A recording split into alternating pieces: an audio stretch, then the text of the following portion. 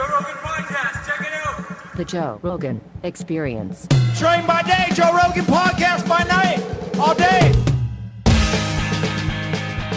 We're all whores. This is the thing is no one's happy with just being like a little successful. You get a little successful and then they want to get more. Is that everyone though? I don't know. Is it you, Bridget? I'm a little successful. That's it. And I'm happy. Yeah. Well, it's like, I don't know. You got to find why you're doing it. You don't want to just be on a hamster wheel. Well, I think it's easy to get lost in chasing more. You know, like I'm an addict. So it's I try to stay away from analytics and all that stuff because I can become hyper-focused and obsessed with them. Well, right. And one of the reasons that after I did, who was it? I was opening for Landau, and we would go out and just talk to the people after the show.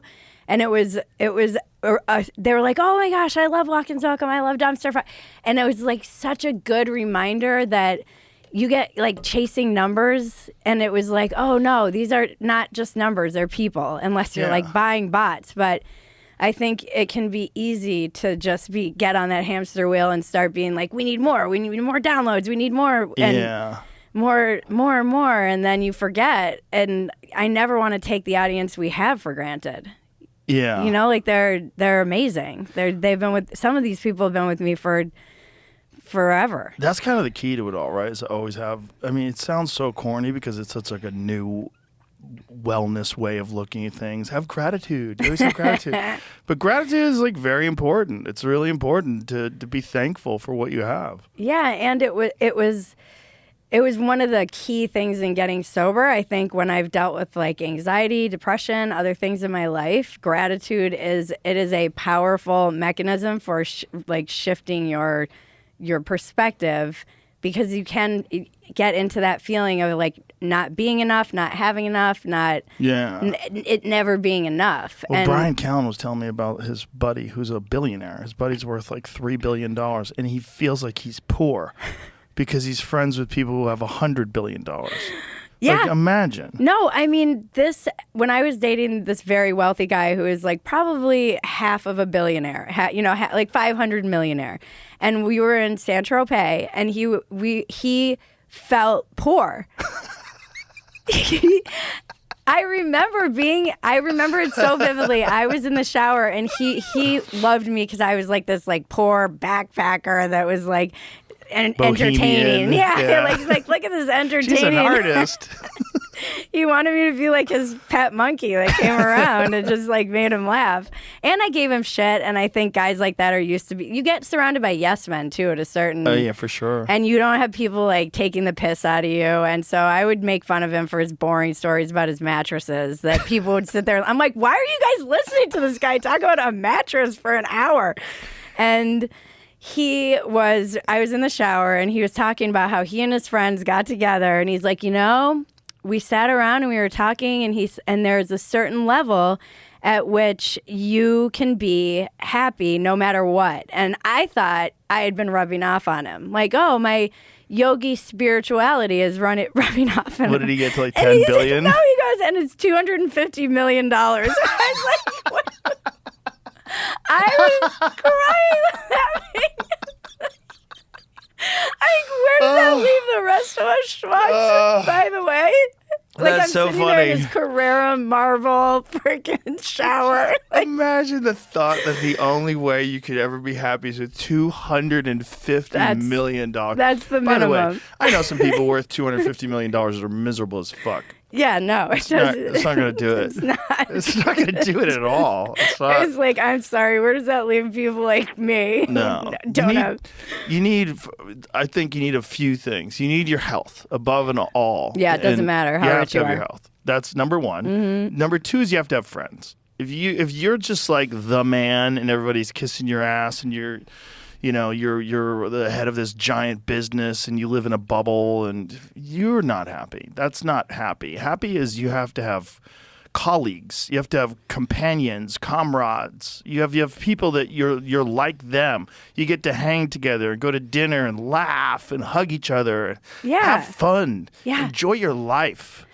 I was thinking about even the other night in the green room, like it's like everyone takes the piss out of each other. Yes. It doesn't fucking matter what level you're at, who you are. Everybody's talking shit. It keeps everybody, it doesn't matter. Like you can walk out that door and be very famous, but in that room, it's just comedians talking shit. Yeah, and it's a beautiful environment to keep your head straight. it's necessary, I think, too. And it is like, even though you might think you want yes men all around you, I think what I've learned even just from being around rich guys who I talk a lot of shit to is they don't really want that. No, it's uncomfortable. You don't want yes men around you. You want people that are making fun of you. And also, how are you going to, you need people to push back. Yeah.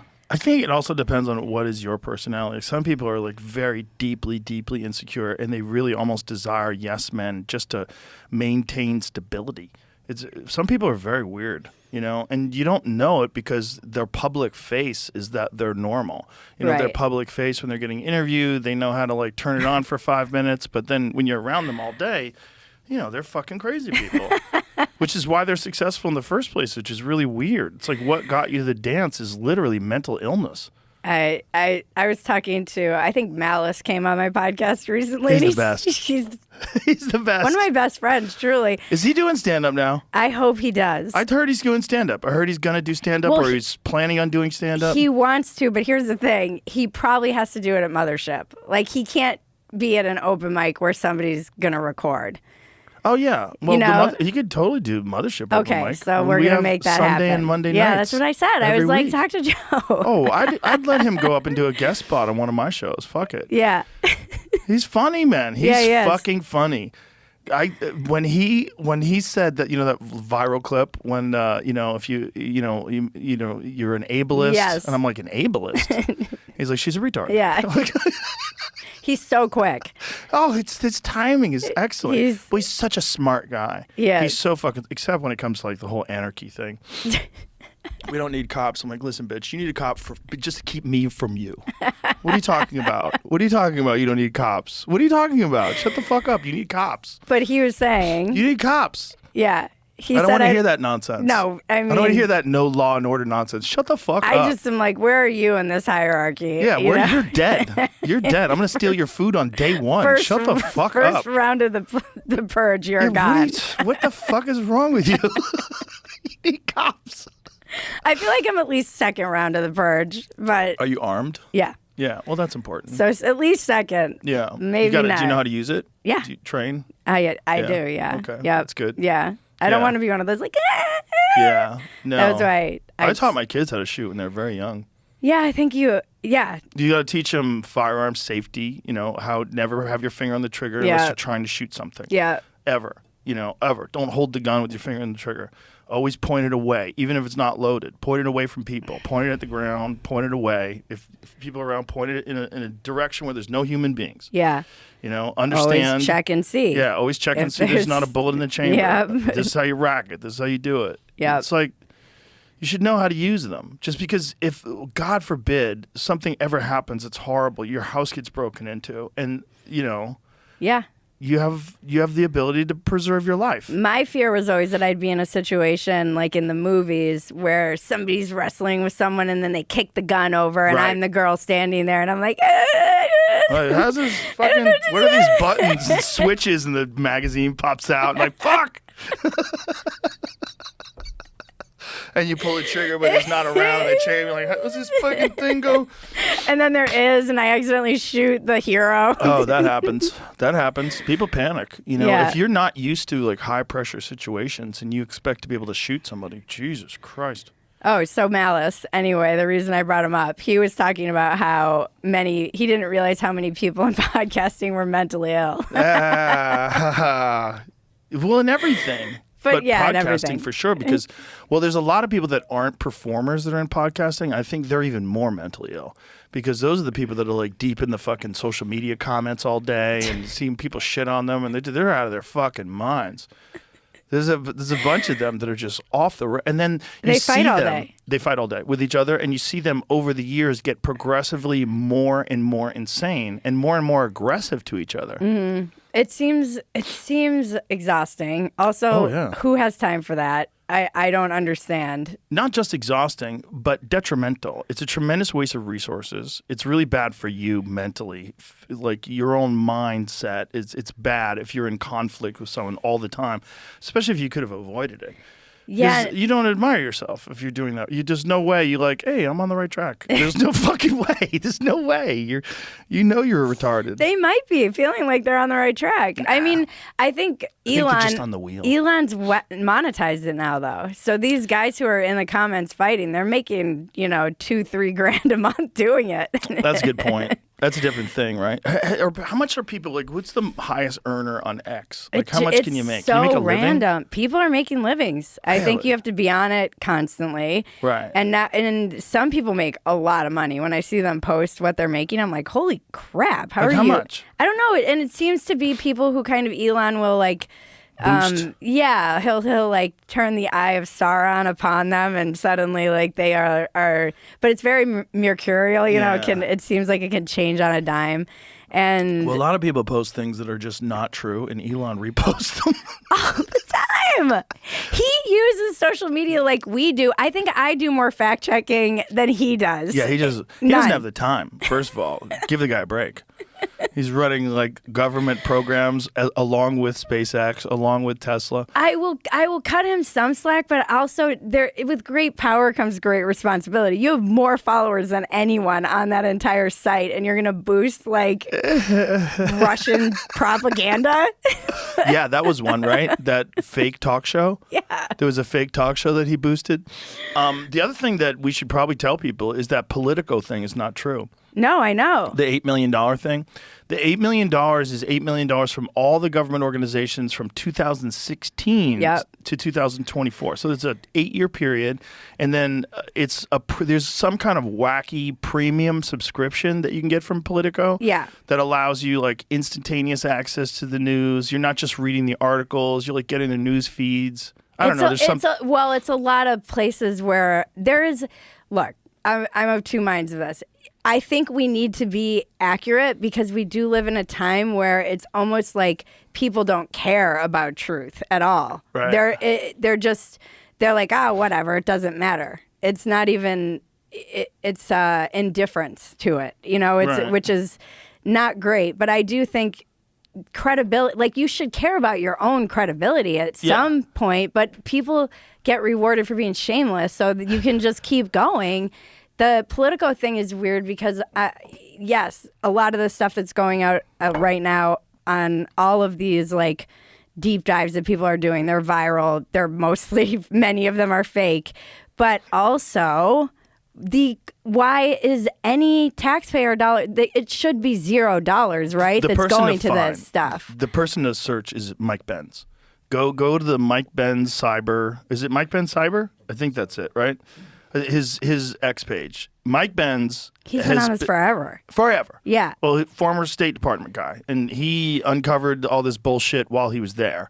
And he is insanely knowledgeable and insanely articulate and so good at expressing exactly how these things fund things and what it is. And what it is an enormous slush fund. Yeah.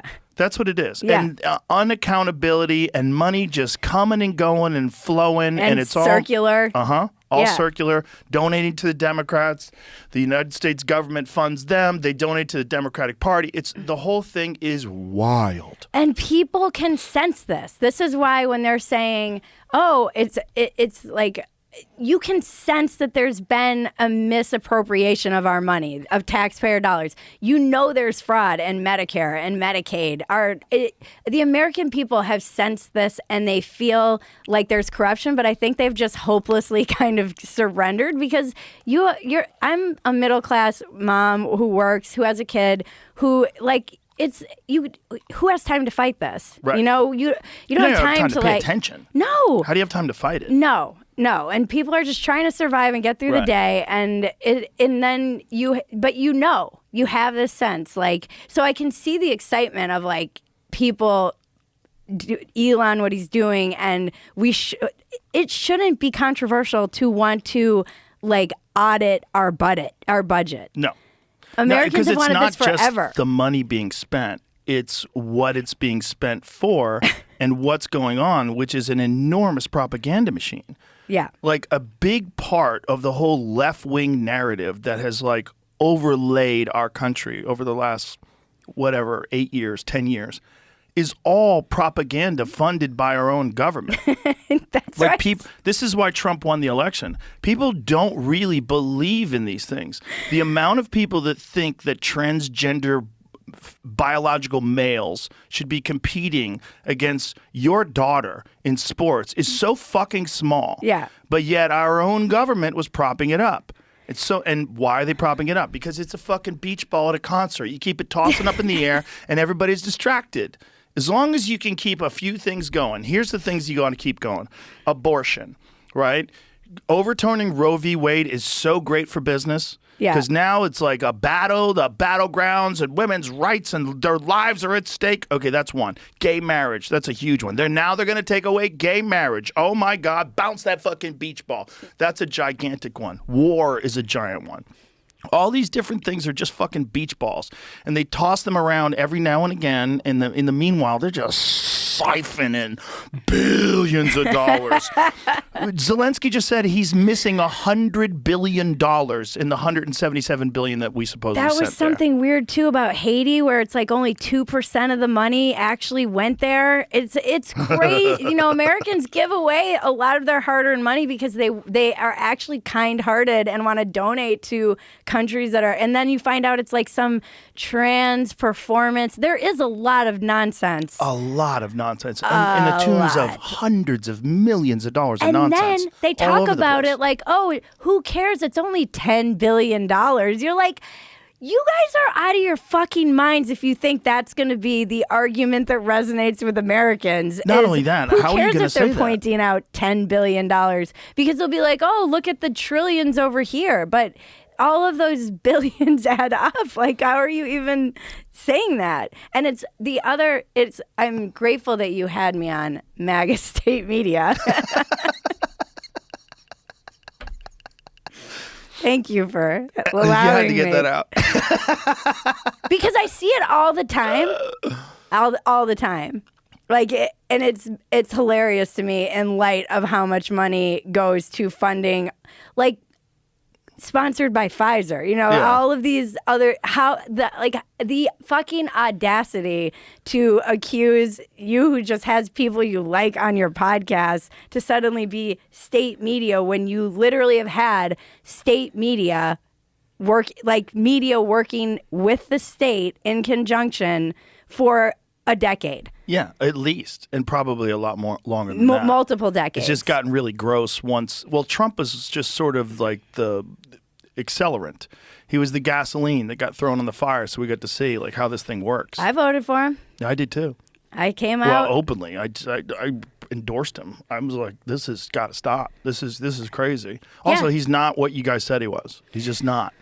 I put a video out like the Friday before the election because I voted for him early, and I was Hillary in 2016, no one in 2020, and Trump in 2024. So like, I don't care how people vote. When people do whatever you want. I was only being honest, and it was weird to come out and say that as a comedian, because I don't think that comedians should really be political. But on the other hand, it felt dishonest because I had been so openly kind of torn about voting for him. Well, also, if you're a comedian, you have to protect free speech. Yeah. There is no ifs, ands, or buts about it. And when it comes to this argument, the Biden administration was fucking terrifying for free speech. They were actively attacking people that were posting truth on social media and attacking them and trying to get their posts removed, including the guy who was the one who was quoted in this fucking book about Kamala Harris saying that we made it difficult for her to come on the show, and they told a untrue story about having a bunch of people come down here to do a run through the set like they were ready to do it. All bullshit. That was the guy. He was the guy that was emailing Twitter and saying, how's this post, being like super aggressive, saying, why is this post still up? Oh, you mean that truthful post? Yeah. about vaccine injuries and side effects? What the fuck are you talking about? Like, that was getting very scary. Yeah, this is what I said in the video I made about why I voted for him. I was like, there's a couple things. I've interviewed many detransitioners. Those interviews keep me up at night. They haunt me. There's too many of them already, and one is too many. And I think a lot of Americans were like, we're putting a stop to this. We have to stop this nonsense. It's crazy. We're sterilizing children. The other thing is free speech. And I was like, when we're talking in our weird, like, using that crazy YouTube language that you have to use, like unalived, and you're saying like the jib jab or whatever, like to get around. Yeah. That's coming from one side. 100%. I'm not using this language. But I think it's coming from one side because that one side is in power. That's my fear. My fear is if the other side was in power and they were influenced by the same amount of money from these companies, they might be doing it too. So if the right was in control of all the social media companies, are we so naive that we think that they wouldn't be co-opted by giant corporations and they would want to censor them too? What happened was it was all the left. So the tech people who are, generally they go to universities and they get involved in electronics and technology, and these people are generally left-leaning, right? And if they're doing it in San Francisco, well, the whole culture's left-leaning, right? It's like not even leaning; it's just left, right? If you're a pariah, if you're you wear a MAGA hat in San Francisco, you're a fucking maybe today. I think today, you can wear them now. I bet today you can. Yeah, in New York too. I think you can rock them. But back when they were establishing these social media platforms, everybody was left-wing. Well, what if it was the opposite? What if technology was the realm of the right? And what if it was all... And, what if, like, the gay rights, what if you start thinking about it in terms of, like, biblical law? Like a man layeth with a man, and people start getting real crazy about what gay people... Yeah. That might be the next 10 years. Look, you see it in other... I don't think so. But you see, but that's the good thing. Trump is not conservative when it comes to social issues. He's not. I think that's what we need. We need like a realist, someone who's like conservative fiscally and understands foreign policy and how to deal with fucking dictators and shit. But also someone who's like, I don't give a fuck who you love. Yeah. Who cares? Who cares? I'm happy if you're happy. Are you in love with a woman and you're a woman? Fantastic. If you're in love, that's great. Yeah, I think the argument, though, I mean, as you've seen with some of these articles that are like the right-wing ecosystem that like red-pilled all these men, the argument is that the internet is right-wing. And that this is why Trump won, is because all of these influencers are red-pilling people and not... it's an easy way to not take any responsibility for how you've pushed men away from your party, how you've failed to get moderates in any sense of the way. Even just yesterday, you had the Trump photo op with him signing the rights for women to compete against just women. That is Crazy. Did you? Yeah. How He's did you the big lose feminist. Donald Trump's the biggest feminist president ever just by signing that. Yeah, thing. I know. It's just fucking so funny. Crazy. It's so crazy. There was a guy who went on, it was MSNBC or CNN, I forget what it was, but he was essentially talking about me and Theo Vaughn and all these other podcasts like Flagrant, Andrew Schultz, as if this is this massive right-wing network that's heavily funded and has been built up over years, and we don't have anything like that. I'm like, dude, you fucking idiot. You can go and watch me on a laptop in my fucking den from 15, 16 years ago. With me and Red Band. Think of what AG1 is behind this. Yeah, we're hitting a bong, and our only sponsor was the Fleshlight. Shut the fuck up. That's not... You just don't want to admit that organically there's a bunch of people that feel very differently than you. Also, they don't like you. Yeah. You don't represent a man to a lot of men. When you're one of those guys that talks in upspeak, we have to understand that there's a whole right-wing ecosystem, and it's built heavily funded, and the propaganda that they're pushing, we have to fight back against that, and we need someone of our own. And no fucking kid who's on a basketball court who's 17 years old is looking at his phone. It's like looking at going to college next year and looking at getting a job someday and being a man is looking at that and going, what the fuck is this? Yeah. And he's hanging out with his bros, and they're like, this is fucking bullshit. This is bullshit. And then you could see a man who's not owned. Yeah. Like me. Yeah. I'm not owned. I can do whatever I want. And that's what they want. They want to just be a man. and be a nice man. You could be a nice man. You could be a mean, masculine man and be nice. I've said this a lot about you, is that you, like, you do a lot. You could be a way worse version of yourself. You know, with the level of where you're at, you could be a total douchebag, and you're like promoting having families and promoting like lifting weights. Like it could be a lot worse. Yeah, but I couldn't because it wouldn't work. I wouldn't stay. Yeah. I wouldn't have been able to maintain. People would have seen through it eventually. Yeah, you know, yeah. the JRE coin, I would have fucking cashed out. I would have fucking pump and dumped and made a few $1 billion. I'd be on a yacht with Bezos, fucking partying.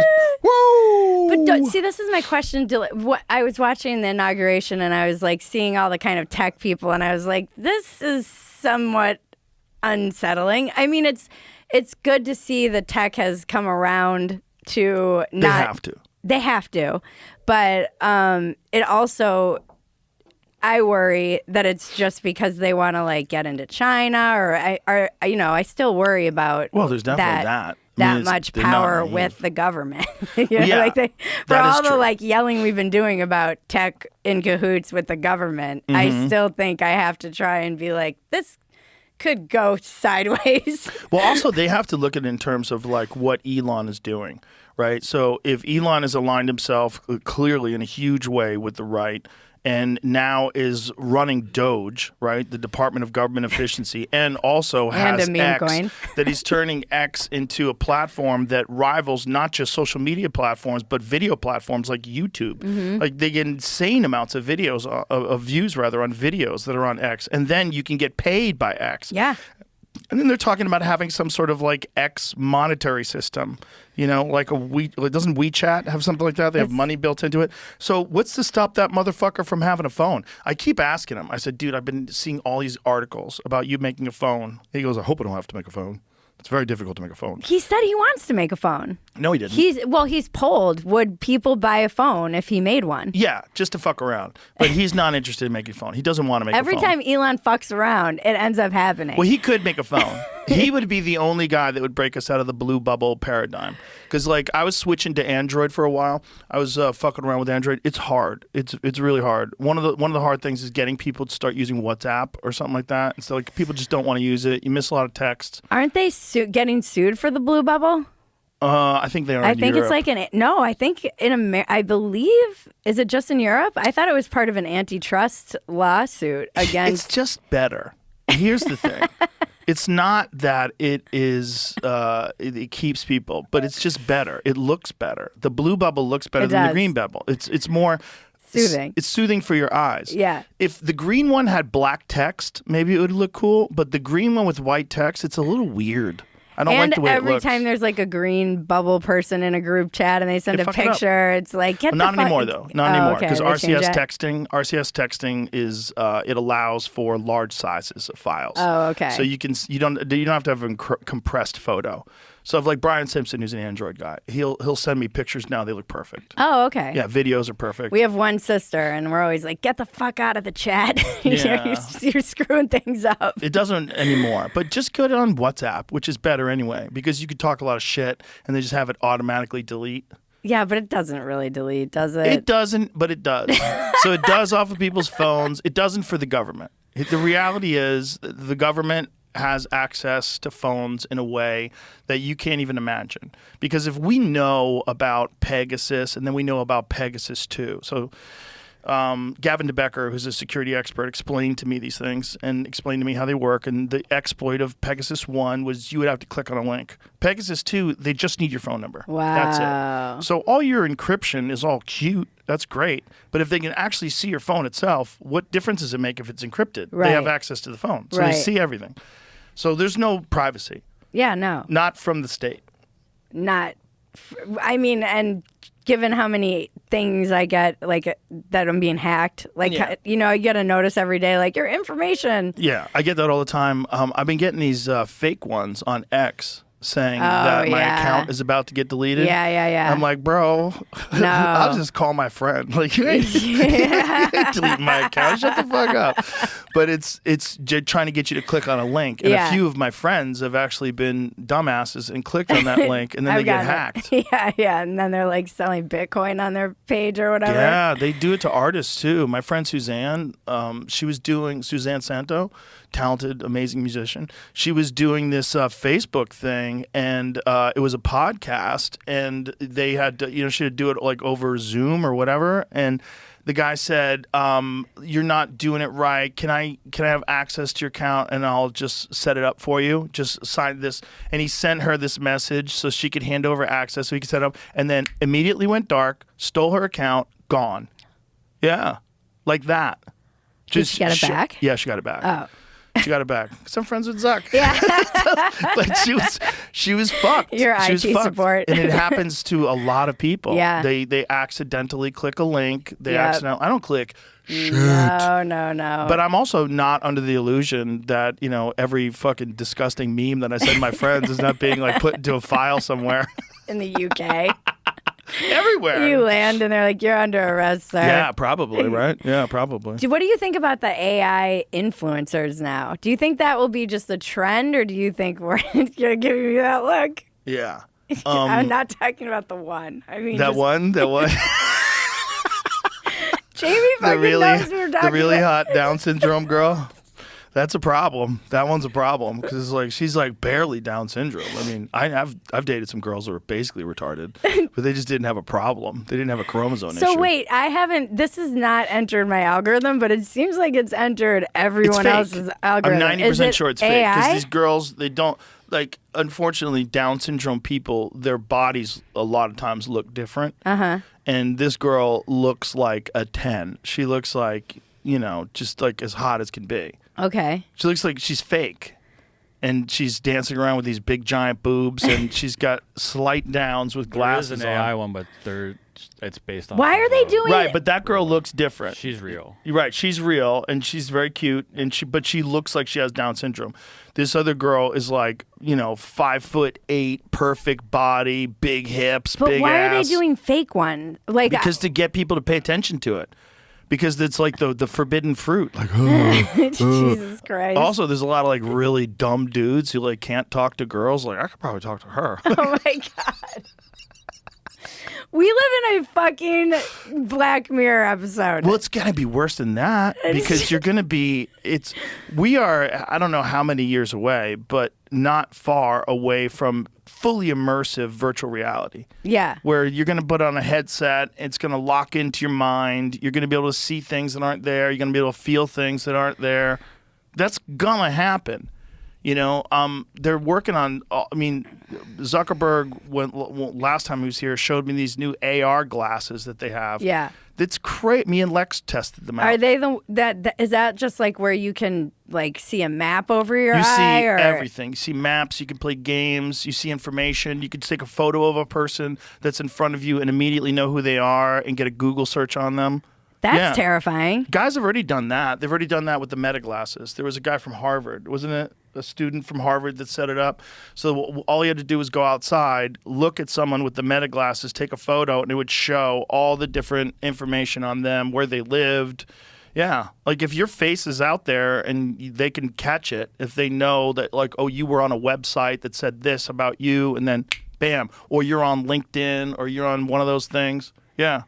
Yeah, that stuff is very unsettling to me. Especially, it's also why I don't think you should put your kids online. I keep repeating this. It's very, very, very unsettling as long as there's predators in the world. Which there will always be. Have you seen this? It's going around. What is this it? is, I think, an AI service. I think you can use it based off of a photo. They had an interior apartment. And then it can show you exactly where the Shows you person where lives. it is. Yeah. You can do this now with any photo. I don't know. It's called like GeoSpy. Oh, I've Holy heard about this. shit. Yeah. That's crazy. This done is it like with, a like- stalker's paradise. Yeah. Yeah. Any social media post, they can find like a CCTV camera and like show them taking the photo kind of too. What the fuck? But No. we didn't. We knew this was coming, right? We all knew that privacy as social media gets deeper and deeper into our lives, as technology gets more and more pervasive, as it gets more and more powerful, the thing that goes away is the boundaries between people and information, right? And your privacy is essentially just information that's only yours. I think that's going to be a thing of the human past. I really do. What? Yeah, I think as technology advances, particularly AI, one of the big barriers, the big bottlenecks is going to be privacy. It's going to be, first of all, privacy of thought. I think we're going to be able to read each other's minds, and it's not going to. Well, that's one of the first things Elon said to me about Neuralink. He's like, "You're going to be able to talk without words," and like, he knows, like, this is real Because he's an alien. But he's definitely not us. Yeah. But he's, whatever. He fucking knows you're going to have that, you know. And Jamie brought this point up once, and I think about it all the time. He said, "Aren't emojis kind of like a form of hieroglyphics?" Yeah. Like, yeah. It is. Like, you could say things with emojis, and I know exactly what you're talking about. Yeah. You know? Yeah. I mean, there was a video going viral just today that I was watching, and the girl was like, "I don't know how to spell. Have you seen this?" She's like, "I work for a corporation, and I don't know how to spell." And she's like, "My little sister doesn't know how to spell either. And I don't know how to, like, sound out words. Because I got taught that weird way of reading that isn't like... What's the weird way of reading? There's some way they all learned how to read, and it wasn't like hooked on phonics like we all learned, where you sound it out. It was like some other different way.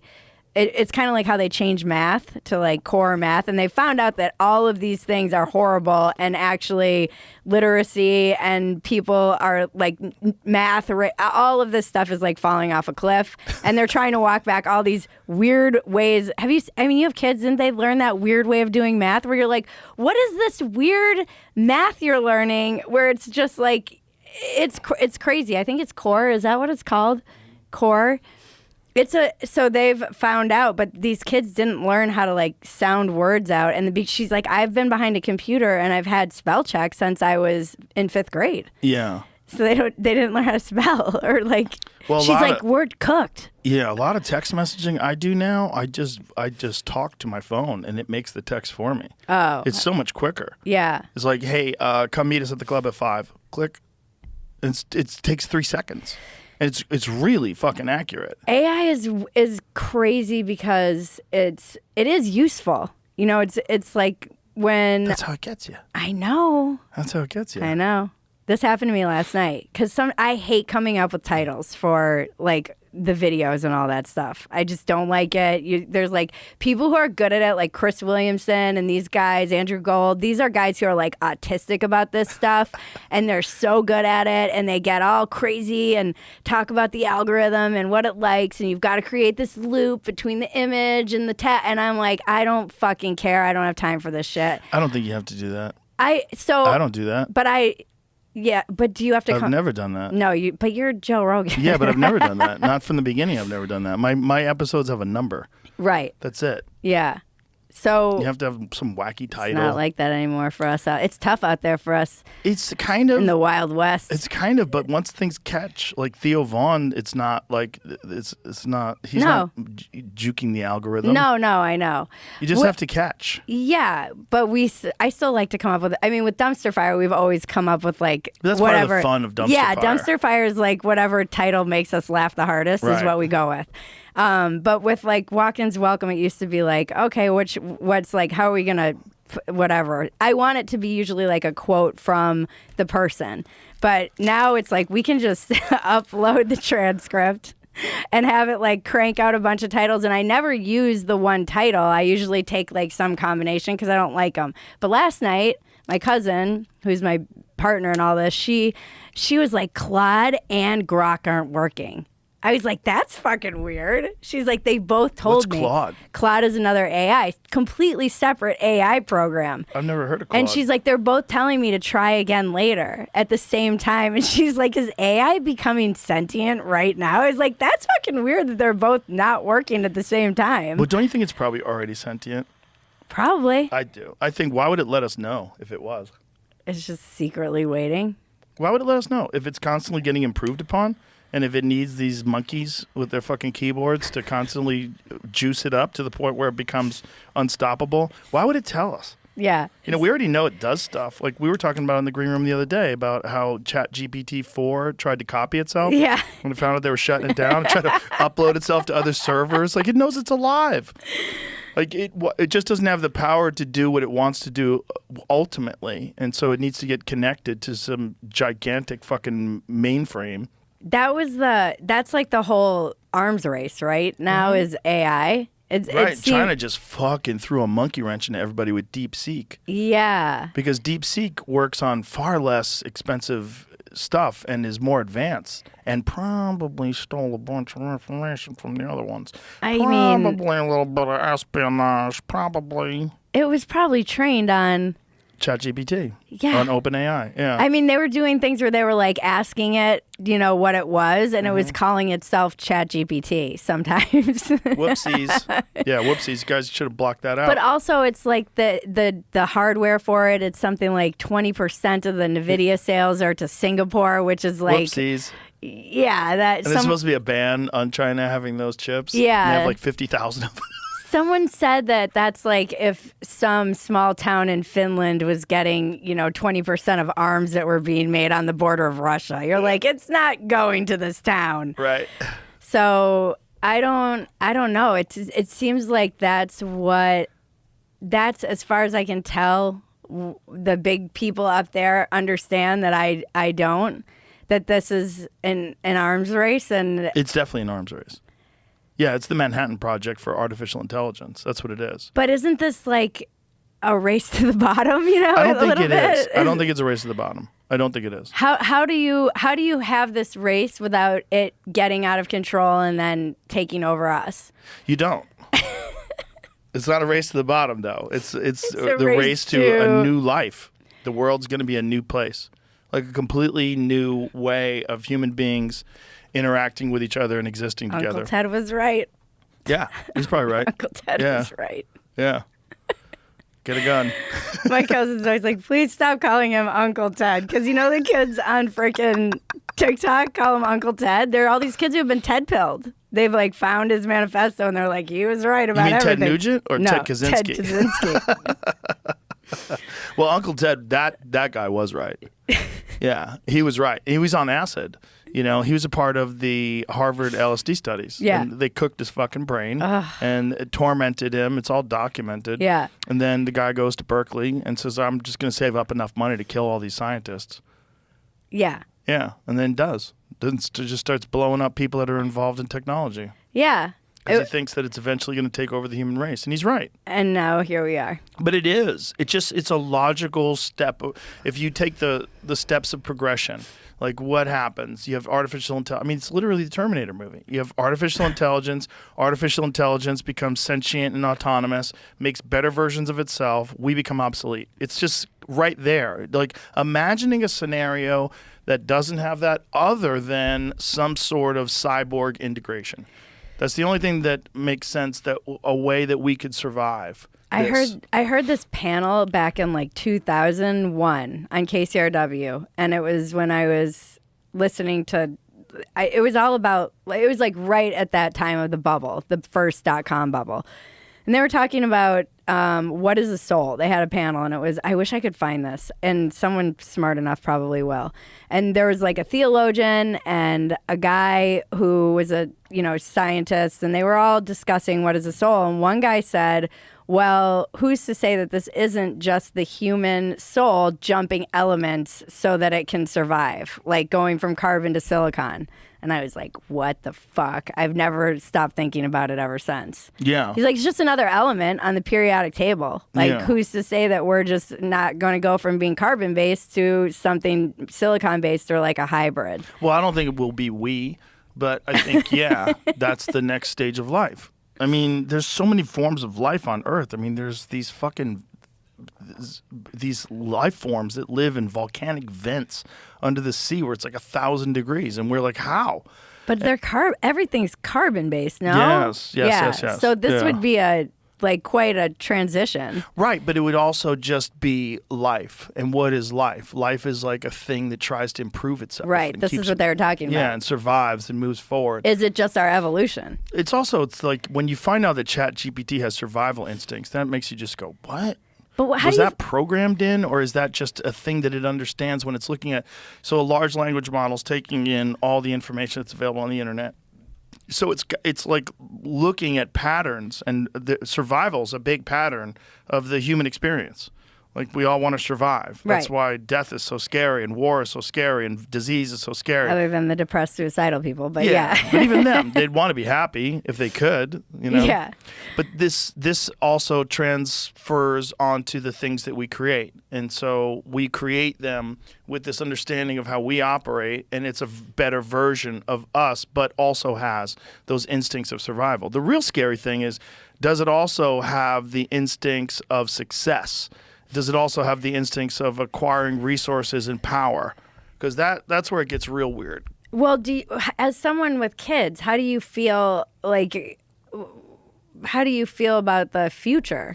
This is probably the same argument people had when the printing press was made. Everyone's gonna be able to read? This is crazy. No, I mean, I always kind of joke, like, I don't know if I should be, training my kid to like be an astrophysicist so she can go to Mars, or if I should be teaching her how to like forage for food because the grid's gone down. Yeah.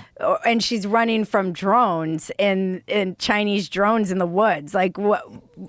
It feels I think life just went along for a long time and you kind of knew, but this is like a technological, with AI, we actually don't know. You could kind of be like, all right, I kind of have an idea of what like the world will look like in 20 years ago. Right. No, you don't know. But isn't it always better? If you just go back over human history, if you look at the graph It's of not how always things get better, but it definitely is. If you go back to like the year 0, well, what it was like right when Jesus was hanging around, it was hell. I remember vividly being in Egypt on a tour and looking at these hieroglyphics, and it was basically a hieroglyphic of all of the scalpels and everything. It almost was a picture image of what we use today. And I said, what happened to this society? What happened to this knowledge? And she said it literally got buried under the sand. And then Dark Ages. I mean, right, but that's most likely because of a cataclysmic event. That's most likely because of a natural event called the Younger Dryas impact theory. So could it be that this is also a forthcoming cataclysmic event that sends us into the Dark Ages? No, it definitely could be. So the reality of humans is that the most likely what has happened has not been this like linear progression from caveman to human to modern human. The most likely we got real sophisticated somewhere around 20,000 years ago. And that's when they built the pyramids after that. And there's a lot of Göbekli Tepe, all these structures. Something super sophisticated to the point where we don't even understand how they built it today. That's pretty wild when you're dealing with something that even the conventional dating of the Great Pyramid is 5,000 or 4,500 years ago. Yeah. Just even that dating is so nuts that they were able to do that back then. I know, it's crazy. And then there's people like John Anthony West, the late great Egyptologist, who he thinks that it goes back a lot further than that. And he thinks that society probably had its ups and downs, and that it might be as old as 30,000 years ago. Oh, wow. So this Younger Dryas impact theory, and if anybody's interested in it, I've talked about it too much, pay attention to Randall Carlson's stuff. Yeah. Go to his website. And there's physical evidence that we were hit at 11,800 years ago, and then again sometime in around 10,000 years ago. So at least twice the world was bombarded by asteroids. And we just got to reset. Yeah, and it probably wiped out a giant chunk of civilization, fucked up everything, changed the ice caps, flooded areas, destroyed civilizations, very little evidence left behind, and then we were barbarians for thousands of years. And that's why it takes so long for civilization to reemerge. So if you want to if you think Randall Carlson and Graham Hancock and those guys are correct, And also the people that are actually studying comet impacts, which are the Younger Dryas impact theory, that's real legit scientists who are looking at actual data from core samples. So if they're right, you got a 5,000 year period of total hell. Wow. Where no one has civilization. And then civilization starts to emerge in Babylon, starts to emerge in Mesopotamia. You get Sumer, you get the reemergence probably of writing. Do they think some people so they think some people survived and it was just fucking Walking Dead style. Jesus Christ. Probably a bunch of cannibals. Like legitimately. Yeah. Like we know that the earth got down. We know this for sure. There's the Toba volcano. There's a Toba supervolcano. Was that the one 70 Indonesia, I believe? Oh, okay. I think it's Indonesia. Because I'm obsessed with Crater Lake too. Crater Lake was there's like a ton of them. imploded, and it's How about crazy. fucking Yellowstone? Yeah. Yellowstone will kill us all. And so this thing did kill us all 70,000 years ago, and we got down to a few thousand human beings. Okay. So they can trace all the genes of people that are alive today to the survivors of the Toba volcano eruption. Wow. Wherever they were. For those people, that's where it all that was left. How fucking savage were those people? The people that survived when the entire world was blanketed with volcanic dust. So you have like a volcanic winter that probably went on for years. Wow. And probably no plants were growing, and probably people were just eating whatever the fuck they could. Yeah. And most people probably didn't make it. Yeah. These But the are always people my that favorite did, shows. The people that did were probably monsters. Which is probably why when you go back in history, people are so fucking barbaric. Because they were the ancestors of the survivors of one of the most horrific things the human species has ever encountered. So it probably made us even more barbaric than if we just grew up as like hunters and gatherers. We evolved past, monkeys, start walking on two legs, we make tools We're and like, things. tra-la-la. We probably wouldn't be as barbaric as we were because of these natural disasters, which forced only the most savage and ruthless people to survive. Yeah. And then it takes years and years of agriculture for people to calm the fuck down. And then eventually, and still to this day, we're still engaging in war. In 2025, we're still blowing up apartment buildings and fucking people up and gunning people down. Yeah. There is a barbaric element to us at our core. I mean, even when you have a toddler, you see this so clearly, and like a tyrant at our core, where it's just, and you get it socialized out of you usually. Yes. But you see it when they're just kind of naturally themselves. Like that, it's very, like you have to teach them not to bite and hit. Yeah. What if you just didn't teach your kid that? Right. And you're like, go for it. Yeah. Like whatever. They'd be monsters. Yeah. They'd be little monsters. Yeah. There's a lot of genes in us that I think are memories. I think there's like specific things that are in us that tell, like the stories of like moms having their babies trapped under something and then all of a sudden they can lift up something that's insanely strong, like insanely heavy. What is that? Well, there's probably a part of you that in the past had to deal with some wild shit and had to hit levels of like super physiological strength and mental strength to tolerate what you're about to have to do. You're going to have to fucking kill somebody with a spear. You know what I mean? Yeah. Like there's real shit that happened that's like in our memory. I think about that about Texas women because I've been to a lot of these ranches. My friends have places and they're remote and it's like I think about the women who had to stay behind on the ranch while their husbands were out with the cattle or whatever for weeks at a time. Yeah, and And then you you're see like, a Comanche on the hill with a fucking horse. hardest women ever. Yeah. This one I went to the it was like the Texas they were honoring like Women's Hall of Fame. And one of these women, her husband died. She still had a ranch. She was 80 years old, gets up every morning and does the ranch chores. I'm like, you're different people. You're fucking different people. It is. It's wild to me. Even now, there's just like a different kind of person that has grown. Even there's like the new show, American Primeval. What is it? Yes. I walked in, my husband was watching it, and he's like, what a fucking horrible time to be alive. Yeah. Like, it just seems... That show's insane. It's insane. And it's accurate.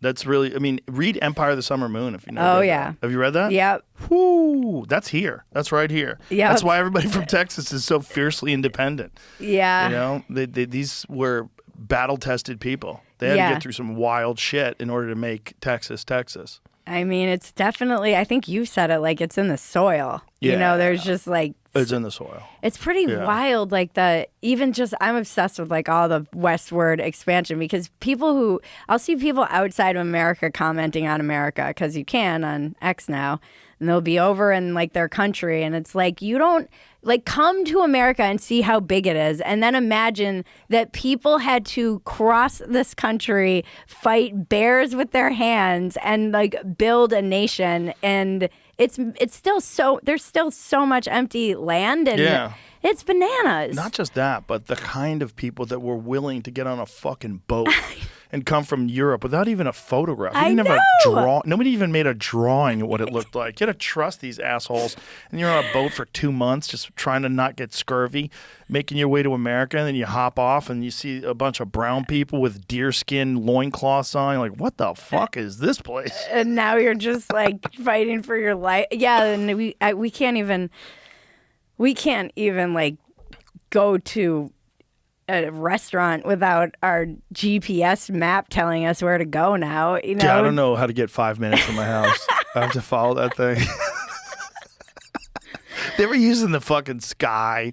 They were using sextants to make their way across the ocean, staring at, like, they had this fucking stupid thing. You ever see a sextant? Yeah. Where they look through it and they like figure out where seems the cool. constellations are. Oh, I mean, amazing. Fairly accurate, you know? I don't know. Pretty good. I still try to use like not my map. I still try to have like a bearing. My husband though, I'm like, men love this stuff. They he's like, give me a chip, like let me swipe everything. Or like it's the men who are the ones who are just like ushering in the transhuman revolution, because the women are like, I don't trust that bitch. I am not using Siri.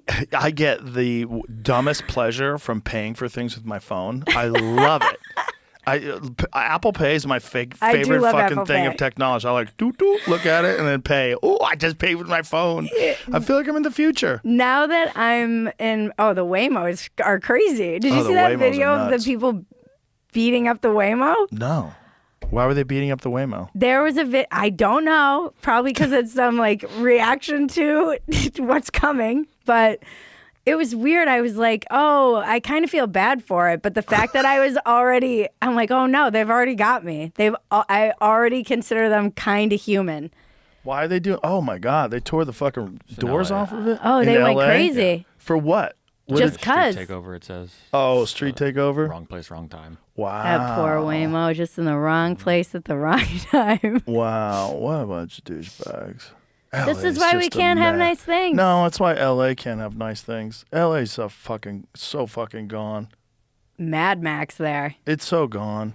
Yeah, but you had Rick on. Does he think that it's salvageable? Yeah, he does. Yeah. I mean, he wants to try. Someone's got to do something radical. You need some Rudy Giuliani type dude to go in there and clean the whole fucking city up like they did with New York City. Yeah. People have to realize, like, Times Square right now is a giant Applebee's. Yeah. But when I was a kid, when I too. first went to a karate tournament in New York, I was probably 18, maybe the first time I went to New York, and I remember driving in. Where it felt like you were entering the Death Star. I couldn't believe it.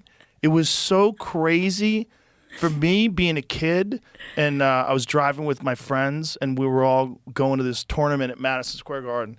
And as we're driving through the West Side Highway, you're just looking at these fucking buildings. Like, you can't imagine this is real. And we went through Times Square, and Times Square was Mad Max. Oh, yeah. It was Mad bad. Max in the 80s. Yeah. I mean, it was crazy. It was all peep shows and porno booths and hustlers, and people got shot there all the time.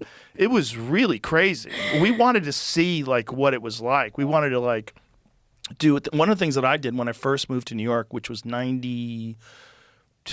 How long 91? were you in New York? I was only in New York for 3 years. Okay. And like then really, I LA? went back and forth for a little while, but then I kept an apartment in New York for like the first year. Okay. But I never went there. I was just like, I'd become an LA person. Yeah. I was working. But when I first moved there, I'm like, okay, everybody says that Harlem is scary. Let me just go see what it looks like. So I drove my little fucking Honda through Harlem. I wanted to go through, and I was like, what am I doing? Like, I gotta get the fuck out of here. Like, people were just like walking in the middle of the streets. There was abandoned cars. It was fucking crazy. And then they gentrified the whole thing, and I don't know which one's better.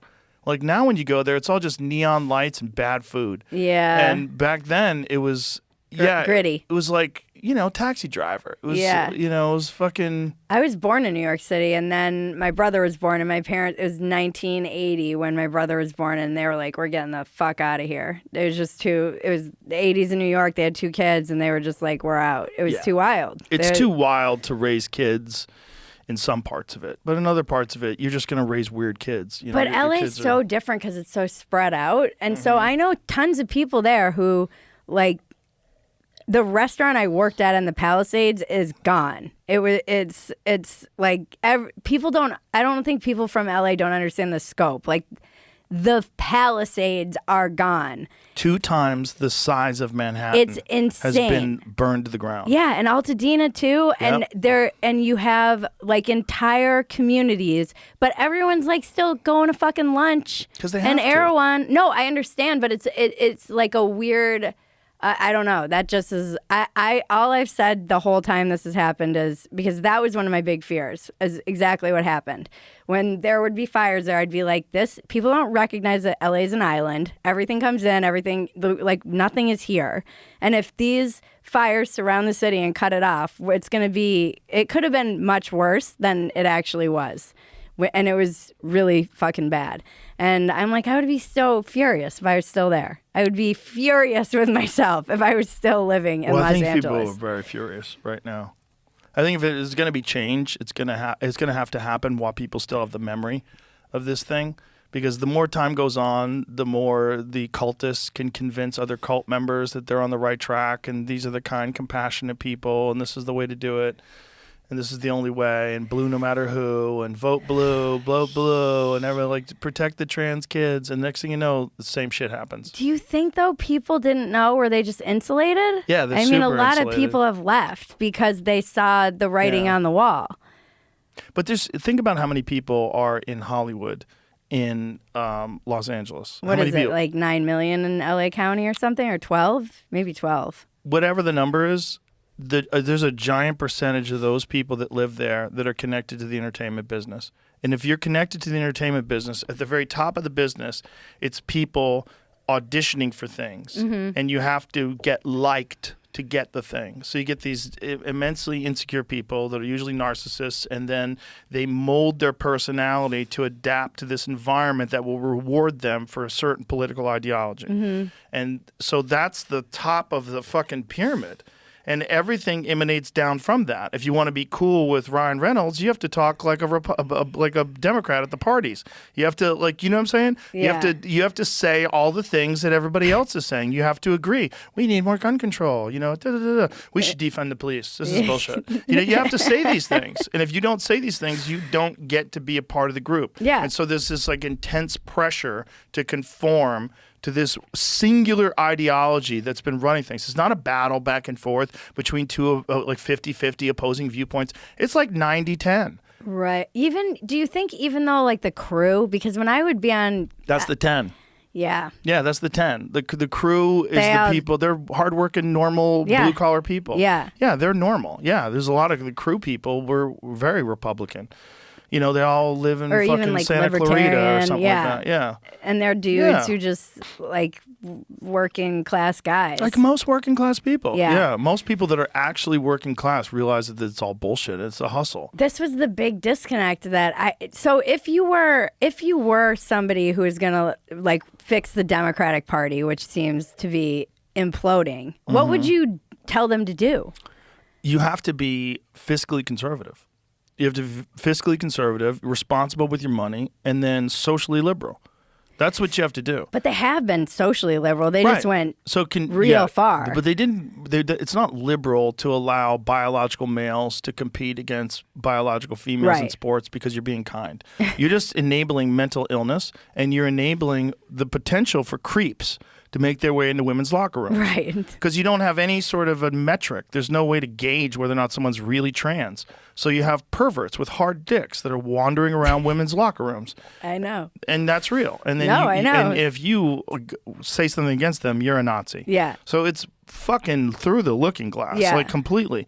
But it just shows you how it's really just about conforming to an ideology. It's not about a real core set of standards and beliefs. Because the core set of standards and beliefs, and this is where like things like USAID come into play, they can be manipulated.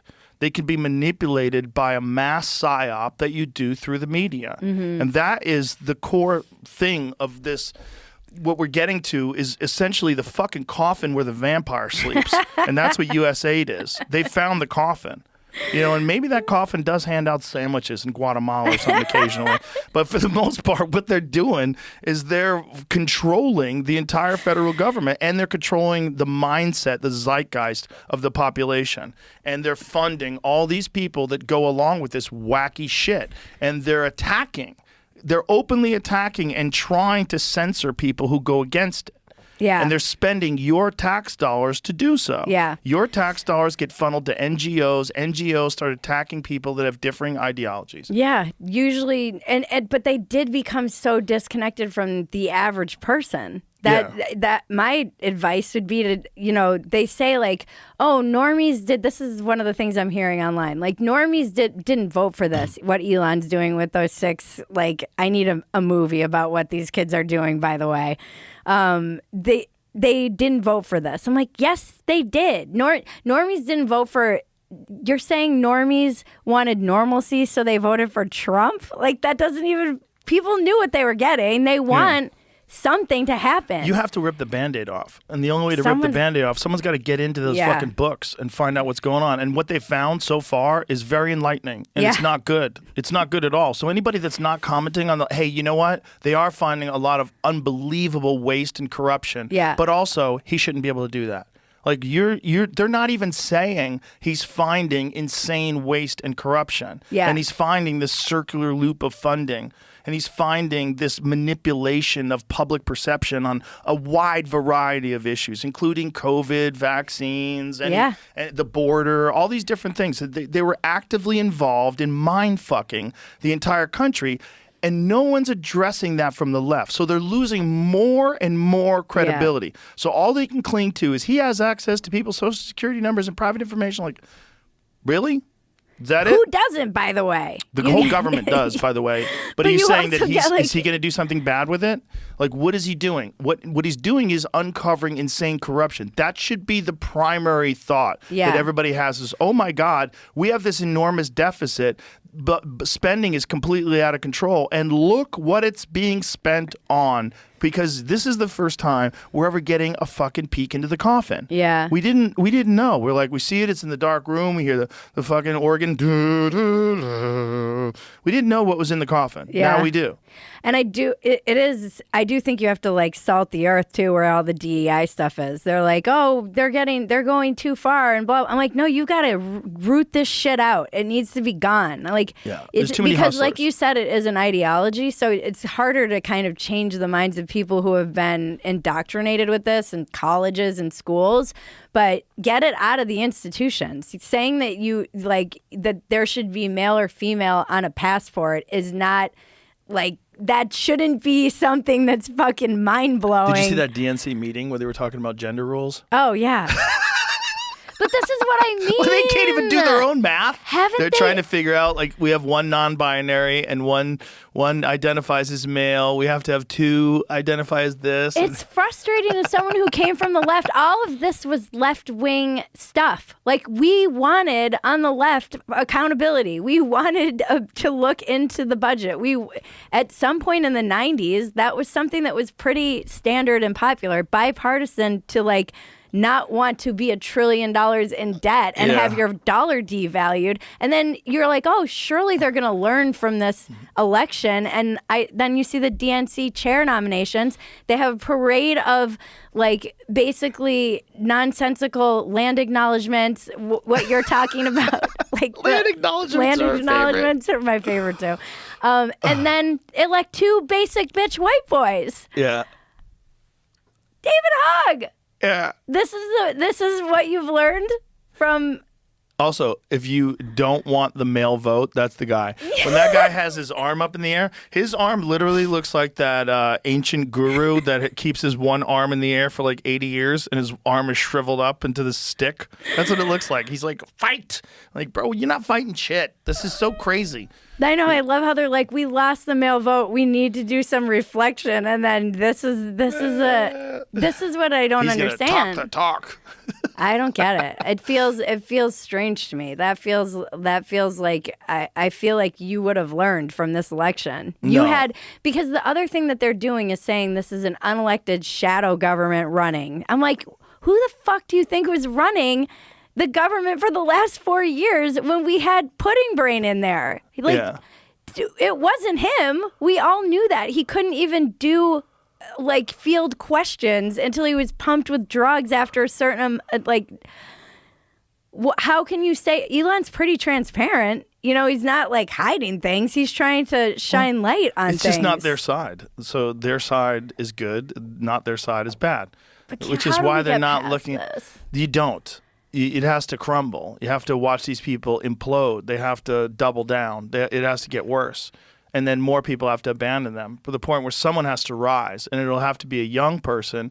And that young person will have to be a sensible person who actually is like a real progressive, who recognizes that there's a lot of fucking actual corruption and real problems with the system. And then there could be a lot more social programs that would help people, that would make the whole world a better place.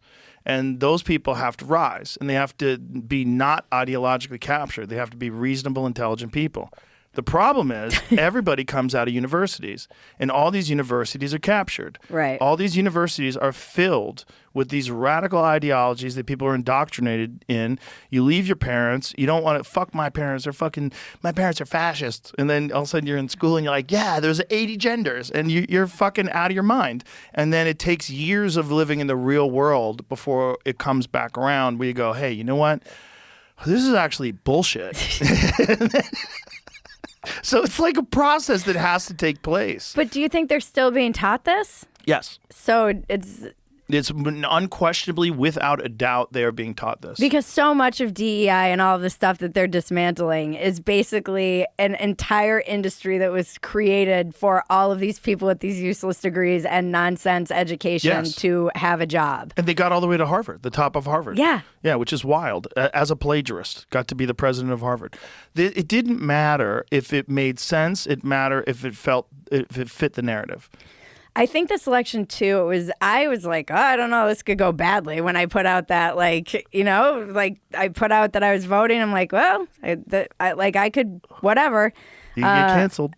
Maybe, but I had to be honest, but one of the clips that like came from the show is when we were talking about there being a red wave. Yeah. And it was right before the midterms, and people for years were like, oh, guess you were wrong about that. And it's like, we weren't really wrong. We were perceiving something that was happening. I think it just happened in the general. It didn't happen in the midterms. No. You had people who, like, people were still coming out of COVID, by the way. Way less people vote in the midterms. And you had people, like, trying to get their lives back together after being locked up for 2 years or whatever. They were just, like, stumbling out of the COVID years. Their kids couldn't talk. Yeah, we were right. We're defending ourselves. We were right. We were just a little off in timeline. No, we were wrong about that, for sure. But I do think... But we were right about the general. Well, I think... That red wave happened. It's been something I think, like, for all the shit that lots of people get, there has been, like, wave after wave after wave of people leaving the Democratic Party. You know, I'm still seeing it online. Someone just yesterday posted some video and it was like, I'm done with you. I was like, how are you guys still shedding people? How are you still... They're going to keep shedding people. They're not going to correct course. This is a buffalo drop. Do you know those buffalo jumps? No. You know what the Native Americans used to, one of the ways to hunt buffalo was to get them to the edge of a cliff and just run at them, and they just fall off the edge of the cliff, and then people would be waiting on the bottom, and they butcher them and eat them. Okay. We're in that pile of buffalo. We're all being run off the cliff? Yeah, they're going to go off the cliff. There's no way they're not. Yeah. They're not course correcting at all. You know, they're saying stupid shit. It's all nonsense. Their understanding of social media and the dynamics that you set up by having completely state-controlled mainstream media, where they only said the narratives that you guys wanted. They all said it in step, so you could watch different programs repeat the exact same words, exact same phrases. We know they got talking points. We don't trust you anymore. We don't trust the New York Times. We don't trust the Washington Post. We don't trust CNN or any of the MSNBC, where they're all full with propaganda. Yeah. And so that's why the internet rose. It's not because there was some sort of a fucking right-wing conspiracy and heavily funded. No, you guys suck. You guys fucking suck.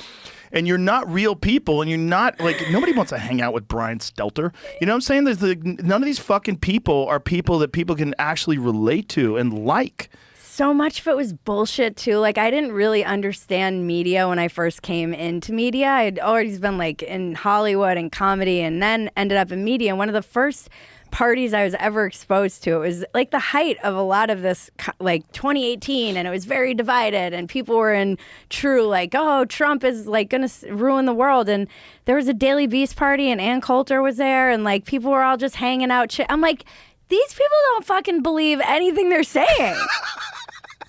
I mean, Anne probably does, but these guys don't. Like, how?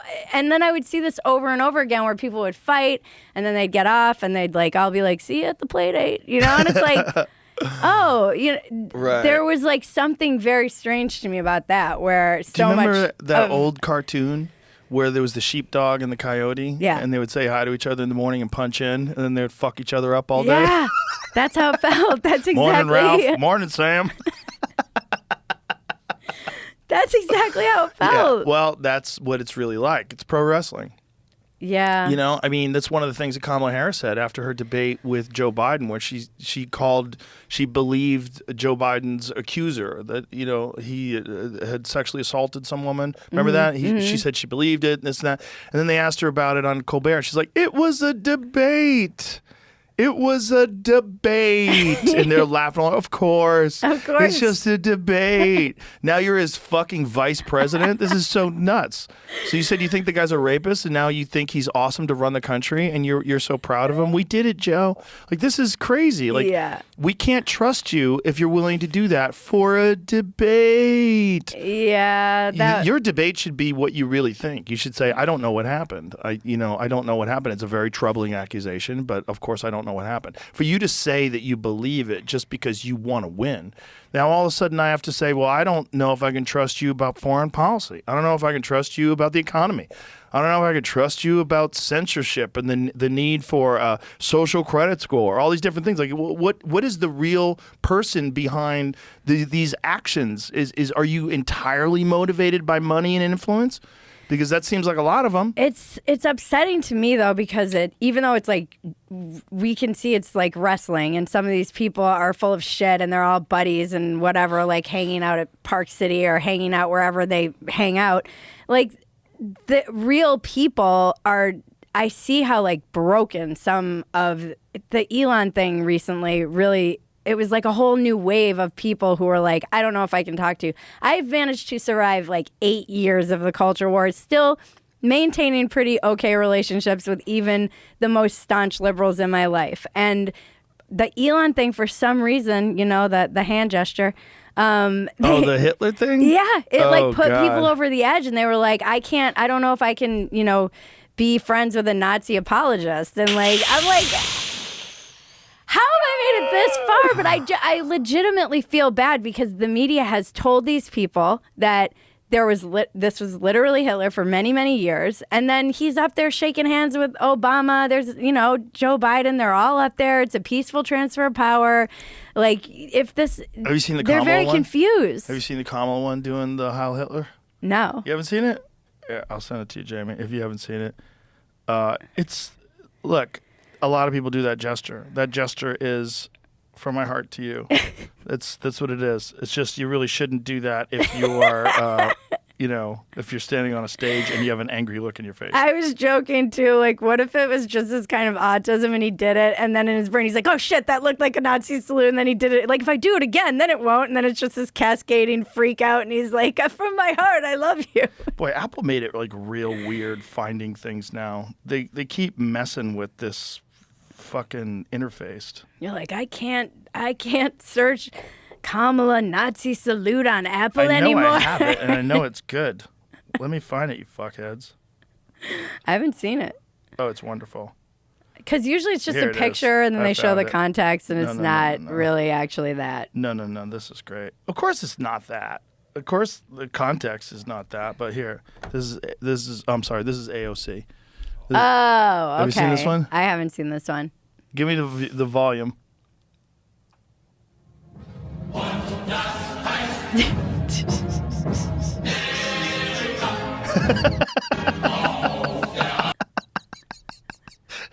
Everybody does that move. Everybody does. Tim Walsh did that move. Yeah. Kamala Harris did that move. They all did that move. Yeah. I mean, when you're announcing people to a stage. Thank you. I love you.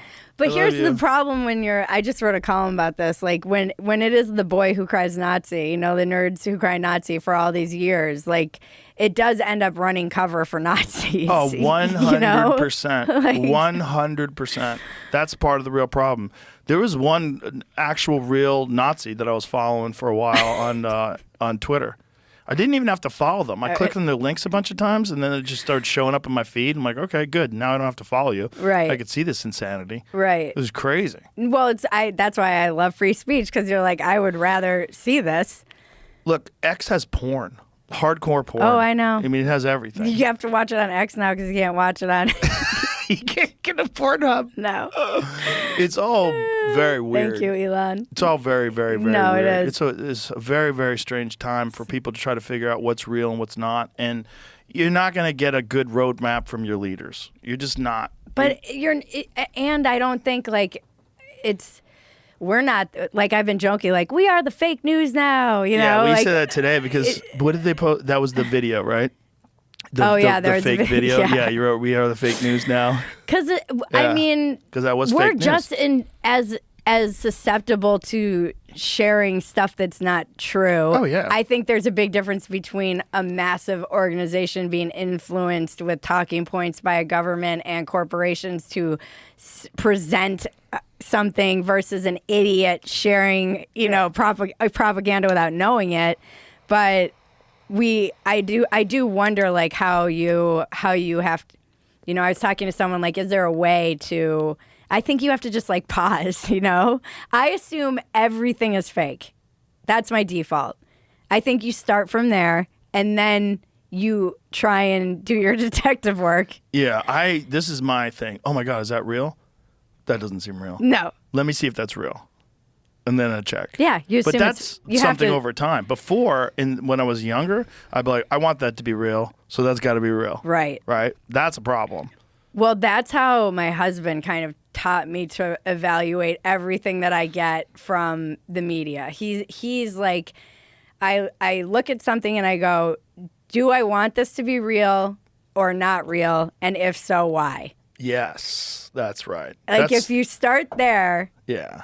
you have a chance. That's me with UFOs. Ah. That's my whole UFO take because I want them to be real so I bad. want them to be real Look, I got so one on badly. my desk here. I want them to be real so bad, but the more I fucking look into it, the more I don't believe.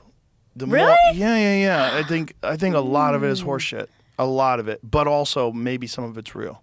It's so unsettling to think that we're the only things out there for me that I wanted to. It's like, that can't be, surely. It doesn't seem like it even makes sense that that's true, so I don't think that that's true. but I do not know if we've been visited. But I think a lot of it is bullshit. I think it's not just bullshit. I think it's probably government coordinated bullshit. I think there's probably sightings that are mass psyops where they're trying to see how people react to things. I think there's probably crafts that the United States is in possession of that absolutely look like UFOs. I think there's probably propulsion systems that they use for drones that are infinitely more advanced than we currently think the state of the art is. Right. And so they'd say, oh, it's Yeah. UFO, and it's really their technology. But that doesn't account for the sightings that occurred when it was impossible for that technology to exist. Right. That doesn't take you back to like 1950s with Kenneth Arnold, where he saw those flying discs moving through the sky, which is where the term flying saucer came from, because it was like saucers skipping across a lake. And what about all the people kind of all over the world who have experienced like a similar thing? And why do all the drawings always look the same? Is that just collective conscious? People have seen one and then they think that, or is it, you know how they There's a always lot of look like possibilities. aliens? There's a lot of possibilities. And another possibility is that the world's not real. And we're in a simulation. Yeah, that there's something... Maybe not. Maybe saying the world's not real is not the best way to put it. It makes me so like, I want to crawl out of my skin. Maybe the best way to put it is that it's not real the way we think it's real. Like there's real consequences to your actions. There's real physical laws that exist in the experience that you're having as a conscious creature moving through this world. But this world's not totally solid all the time. It's solid when you interact with it. The rest of it is vague and weird and malleable, and that it's constantly changing, and that you wake and sleep and assume that every time you wake up you're in the same exact area, the same space, the environment looks the same, but it might be a completely different dimension. There might be intertwined realities that are constantly experiencing itself over and over and over again. And then there also might be other dimensions that higher beings have the capability of traversing that we don't. And that all these things they're happening simultaneously with the actual creation of an artificial reality. It which seems is so happening too. real. Yeah, it all seems so real, but it also seems fake, right? There's More and more. There's like, I'm sure you know the whole Baron Trump story, you know, the ancient books that talked about a guy named Elon who's going to go to Mars. No. You never saw about that? No. It is so crazy that even Elon saw that. Is like, is this real? Like, how is this real? Was it from 1853? Why does this have to do with Baron Trump? Because it's about a guy named Baron Trump, and his guru is named Don. Yeah. Yeah. What? I His feel like I mentor like is saw named something Don. like this, and I was like, Baron this, Trump's Marvelous Underground Journey. what is this? It's like an old. It's a book from. Who wrote it? It is from 1893? 1893. Nearly forgotten, Baron Trump's Marvelous Underground Journey blends science fiction and fantasy in a story told by little Baron Trump, an aristocrat boy, there you go, that's what he is, who sets out from Castle Trump, which is where he lives, to discover a world within a world that he read about in a 15th century manuscript. Celebrated thinker in philosophy, he learned Spaniard Don from. Don, his guy Don, yeah. Joined Baron Trump and his faithful dog and companion Bulger. They set off in northern Russia in search of portals, so subterranean. But there's also the other thing. They go back to Castle Trump. There's the other thing about Wernher von Braun. So Wernher von Braun, who was the head of NASA, wrote a novel, a fictional novel about a guy named Elon that takes us to Mars. Yeah. So there's like parts of reality that don't seem real. Yeah. They seem like a wink, like an Easter egg, like someone is like winking at you Oh yeah. through the simulation. I'm just like an extra in the simulation. But you're a part of it. It's your version of it that you're going through. You are the person who's experiencing your world. I just don't know if your world and my world are exactly the same. Right. I think Well, no. they're bubbles. I think they're bubbles. And I think the way you interface with the world changes what your bubble consists of. Okay. Yeah. And I think it's all very it's very weird. I don't think it's as simple as that rancher lady thinks when she gets up and feeds her chickens. I think that's her world. Right. That's her world. But I think the universe itself and how we interact consciously with it and all the things around us, I think it's squirrely. I think it's real squirrely. And I think every now and then the universe shows us something like this fucking Werner von Braun book where you go, what? Even the name Elon and Mars, like what are the fucking odds? And then it turns out that Elon was actually named by his father when his father read that book. Oh, okay. Which is even crazier. Yeah. What is the odds your son is going to be the guy who goes to fucking Mars? My daughter is obsessed with Mars. And we always like know all the planets, and it's weird. I have no obsession with Mars, but she's obsessed with the stars, the planets. She can point them out at night. She's like, "That's Jupiter, that's Mars, blah blah blah." And we asked her one day. We said, "Which planet do humans live on?" And she said, "Earth and Mars." And I was like, "Maybe." Well, you saw the square. Yeah. That square on Mars from Is that real? photograph. Yes, that's real. That's a real Photo. image. It's a real satellite image of Mars where you see a square structure. By the way, it's right down the street. It's like a hike away from Cydonia, the face on Mars. So it's a hike away from that thing that they saw from I want to say it was like the 1970s. They sent a satellite to Mars to take photographs of the surface, and they saw this thing that looked like a face. The face on Mars, though, it seems like what that is just light with shitty resolution, and it looked like a face. What's interesting more about the face on Mars, so that's the original image. Okay. See, the problem with that is it's not clear enough. It could be anything. Yeah. Now, go to the modern images of the face on Mars. You can see them right there. It's right below. See the right there where you that's just were. kinda To the right. Yeah, right there. Click on that. So that's what it actually looks like. Okay. So you could see how that just looks like a mountain. Yeah. But what's interesting is the shape of it. The shape of it is weird. How it curves at the bottom and it's kind of equal-sided, and it goes up to the top and it has right angle turns. So that image of what that thing is, where that's located, is just a small hike away from this immense square that they've discovered. That's 200. They don't know exactly how big it is, but the rough estimate is somewhere around 200 meters across. What do they think it is? It's a structure.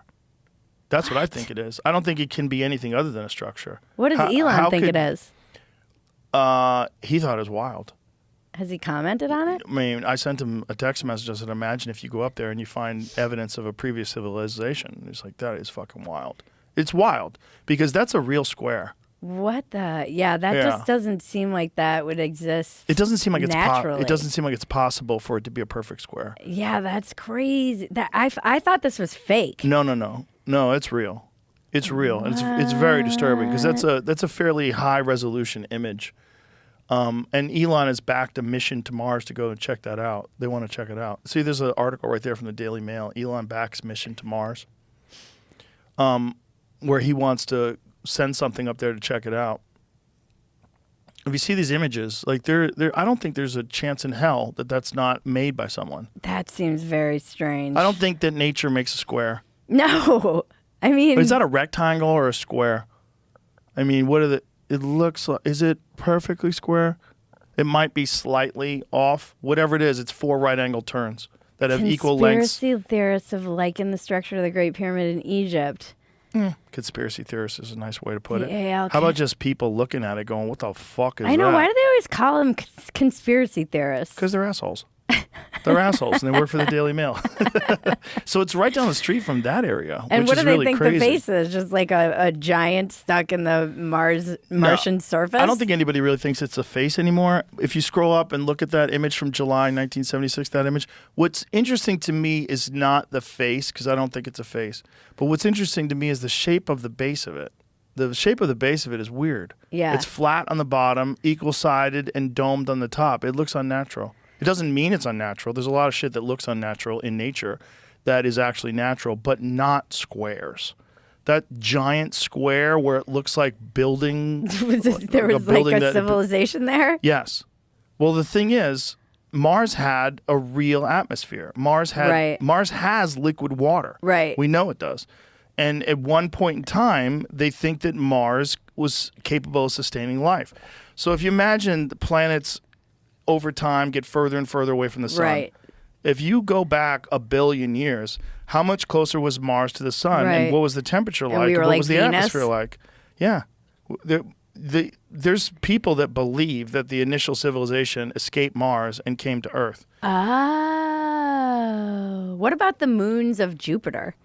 Well, there's one Europa or something? Yeah, Europa. That's Yeah. solid ice, and they think underneath that, well, the surface is solid ice, and they think underneath that is liquid water, and Okay. liquid water is capable of supporting life. So it's possible, especially when you see like those thermal vents that they find in the bottom of the ocean that sustain some form of life. There might be some form of life inside the oceans of Europa. Are you joking about all this stuff? No, I'm not joking about Mars.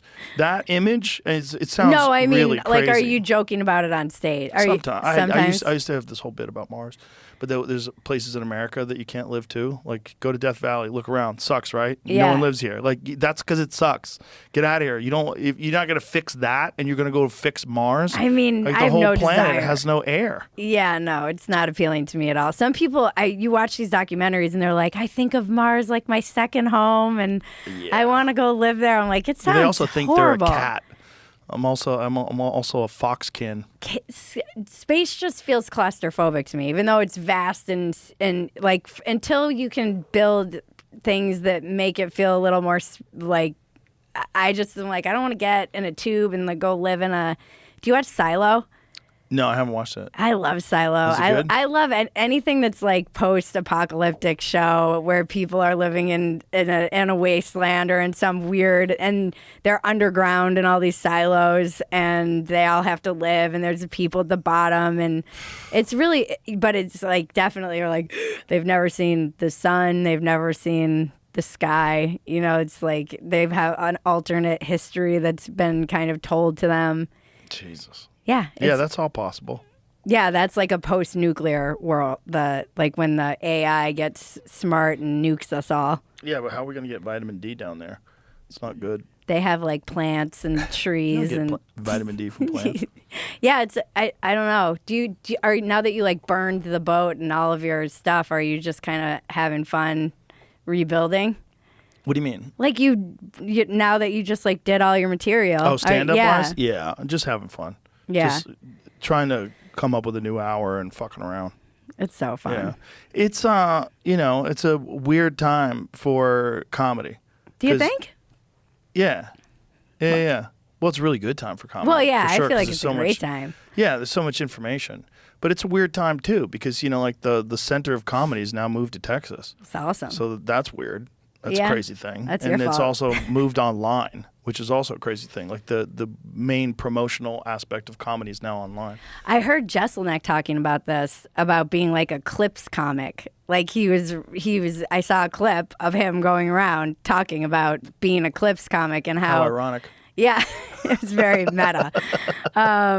It was, but he was talking about how before people would recognize him like in the old ways, and now people it's like a different. He said it's like a different level of fame from when he was famous before, just for stand up. Now he's like the clips guy. But I think like that's like everyone, right? It's just a different medium. That's all it is. I've talked It's no different than you being on some Comedy Central show. It's just way more impactful. I've talked to a lot of people about how the like videos, the like crowd work videos have changed crowds. Oh, Because people now want to chime in. crowds think they're helping you by chiming Yeah. in. And so it's like actually because it's some crazy percentage of people who have never been to a comedy show at a comedy show. Like a very high percentage of people have never been to a comedy show at every comedy show. Isn't that weird? It's like quite high. Interesting, right? And so so- they're accustomed to seeing like The crowd Matt work Rife stuff. stuff. Yeah. And so they think they're actually helping you by heckling so that you can get your. I don't think they think they're helping you. I think they want to be heard. They want to be a part and of it. That's the way they get in. I'm helping. You just I'm want to helpful. chime in. Yeah. I saw some video clip of some lady losing her shit on some guy in the audience. Oh, I saw this. Yeah, it's very weird. And everyone was like, "This is amazing." It's not really amazing. I was like, "It seems upsetting." It's also not very well handled. Like the whole experience is not expertly. There's not a lot of humor in there. You know, People love it. They're like, Yeah.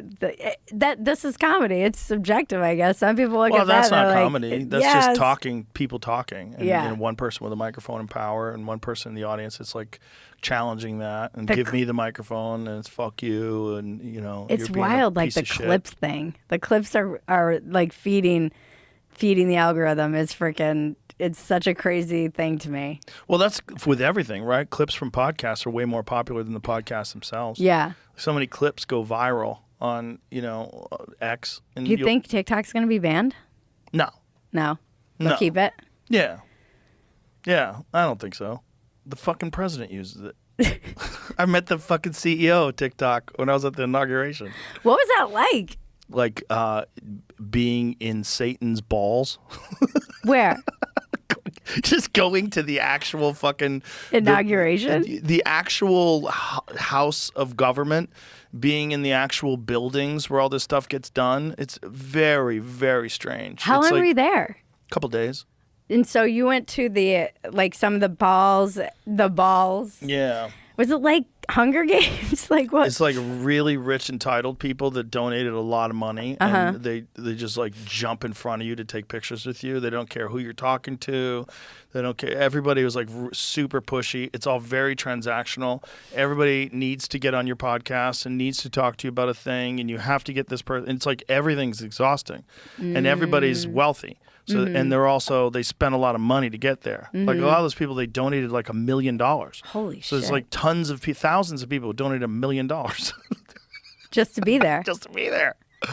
And they're all fucking just super enthusiastic because their team just won. Right. You know, and it's the inauguration of the president, and Kid Rock's there, and everybody was going crazy. And it was fun for a while. It was me and Tony Hinchcliffe and Theo Vaughn and Lex? Logan Paul was there. Oh, yeah, I saw that. And Jake Paul. And we were all having a good old time. We were laughing and having fun. And then too many people just started swarming us. And then it was just like, you're dealing with like 10,000 people in this room and you can't move. You can't go anywhere. Right. And it got crazy. You couldn't have a conversation. You had to just try to get out of there. Was the inauguration like moving? Did you? Fascinating. Was it weird to be part of all that like Oh, yeah. pump and? Oh, yeah. It was very weird. Very, Were you very. in the main? Oh, I was on the stage. Oh, I was in you- the fifth row. Oh. I was like right there. I was unaware. Yeah, I Looking was at like, Lauren Sanchez's tits. yeah, I could have thrown a pebble and hit Hillary Clinton in the head. Yeah, they were right there. It was weird. First of all, it's weird watching like Bill Clinton walk into a room. You're like, Right. "Yeah, he's real. That's him. Yeah. All the shit that guy's escaped, and there he is, right there on TV. Hey, how you doing? Good to see you. You do Good to see you. impressions. Weird. It's weird. It's weird. It's weird seeing those people and funny then they let you in realizing that there. they're. I know, right? Whenever I'm in situations like that, I'm like, why are they letting me in here? They should know better. I thought of that a little, but you know, it's cool. It was weird. Yeah. You only get to be at one of those maybe once in your life if you're really lucky, especially that one which was indoors because it was insanely cold outside. Yeah. Yeah. That seems like probably better. Oh yeah, it For was security? cold as fuck outside too. Definitely better for security, but it was very cold outside and windy and shit. Is it weird to be like, I don't know. I was looking at all the people up there and it seems like it's so much, I don't know. It seems like it's just like, is everyone kissing the ring? Does it feel kind of like, you know what I mean? Is it like I don't know. Does it feel kind of gross or was it like cool? Well, it feels strange, right? It feels strange that it's real. It also feels strange that we're standing up because there's a standing ovation every like 15 seconds. Yeah. We're going to turn the Gulf of Mexico and the Gulf of America. And we're all standing up. Fuck yeah, we're going to do that. Woo! It was Like, fun watching George America. Bush. George Bush was the only guy clapping. He was having a good time. All the other presidents looked deeply disturbed. Yeah. Kamala Harris had this like, this motherfucker look on her face the entire time. Like, she sat there like this the whole time. Well, I mean, Very upset. obviously. Well, also, he's talking about how bad they sucked, And she and lost. they're right there. And she has to sit there. And she's sitting right next to Biden, Who's not there. he's just gone. Yeah. Yeah, and then behind them is Obama and George W. and That's it's wild, weird. man. Yeah, I was like, Dan I hope there's Quayle. like a, what's that called when there's like the extra person or whatever, the designated survivor. I'm like, Yeah, because they're there's all a in the lot room. of people. You could really fuck America up right Yeah, now. with one bomb. Yeah. I think they're aware of that. I think there's probably steps taken to make sure that the skies are clear. Yeah. But it's very strange, but also kind of exciting. Because, like, if he really does get to do all this stuff, like, if we really do see radical change, it seems like that's what's happening. And if Bobby Kennedy really does get in, and if Tulsi Gabbard really does get in, like, this is a crazy time. Yeah. This is like an unprecedented cabinet of people that are kind of unified and all know each other. They're all friends, you know? And it's also kind of bipartisan. Like RFK Jr. He brought so many people over. I know so many people who were not going to vote for Trump, but then when he kind of brought RFK Jr. over, they were like, all right. Yeah. I mean, if he's there, and Tulsi too. Yeah. They were libs. Yeah. Yeah, so I don't know. That must have been pretty Bizarre. It's bizarre. It seemed like I was like, that must be so surreal to be there, because it was surreal to watch it. Just like when you think about the fact that he nearly got killed, like the whole sequence of events that led to that moment. Yeah. What the debate where he just like fell apart, and it just was surreal to watch. So I was wondering, like, that must be pretty bonkers to be there. And then you should have seen Biden, his face the entire time, like this, like he looked upset, like almost looked like he was gonna cry at one point in time. He looked so upset at the whole. I think he thinks he could have won. do you have any fears about it? Like, what about the Riviera? Oh, the Gaza thing? The Riviera. Yeah. Riviera of the Middle East. You did such a good impression of it. No, it's not that good. It's yeah. I mean, what's the alternative to that happening? They're saying no U.S. military will be there. The United States is going to clean it up, rebuild it, give it to the Palestinians, make it safe, Oh, okay. get rid of Hamas. I mean, the thing is, what Palestinians want is a state. Yeah. They want their own state, and this is like a step sort of away from that. Yeah. Now it'll be that section of that area is now controlled by the United States. What the fuck? And Greenland. The Don't forget Greenland. The question is, like, what's the better option? Like, give it to Hamas? What's the better option? Give it to the Palestinians and they give it to the Islamic State? Like, who gets it? I'm not smart enough for any of this. Also, how did you let it happen in the first place? Like, how did this administration let them just bomb the fucking shit out of all those people and blow up an entire city to the point where you could even feasibly say that you would rebuild it? Because it's not like before this had happened, if anybody had ever said the United States is going to go into to Gaza and completely rebuild it and make it the United States, everybody like, fuck you. You need to give that to Palestine. But once you blow it up, you're like, well, I guess there's nothing left. Like, people are pushing back against it. Yeah. A lot of people are upset, but not as upset as they would if they didn't blow it up. Oh, that's weird. Yeah. Because it's weird. It's horrible. And we've just accepted the fact that this is what Israel did. And, for 1,200 people and 250 hostages, they killed 60,000 people. Is that the actual number, or is Who that a knows? Hamas number? I don't know what the number is. Yeah. I mean, what's the current number of people that are dead in Gaza right now? It's such a Or weird missing? thing, too, because Israel, I feel like, has to, like, not win a war, which is a weird thing, where they have to, like, they're in a position where they already won the war. I mean, what war? Yeah. There's one army. There's one army and some terrorists. It's like Bill Hicks' joke about Iraq.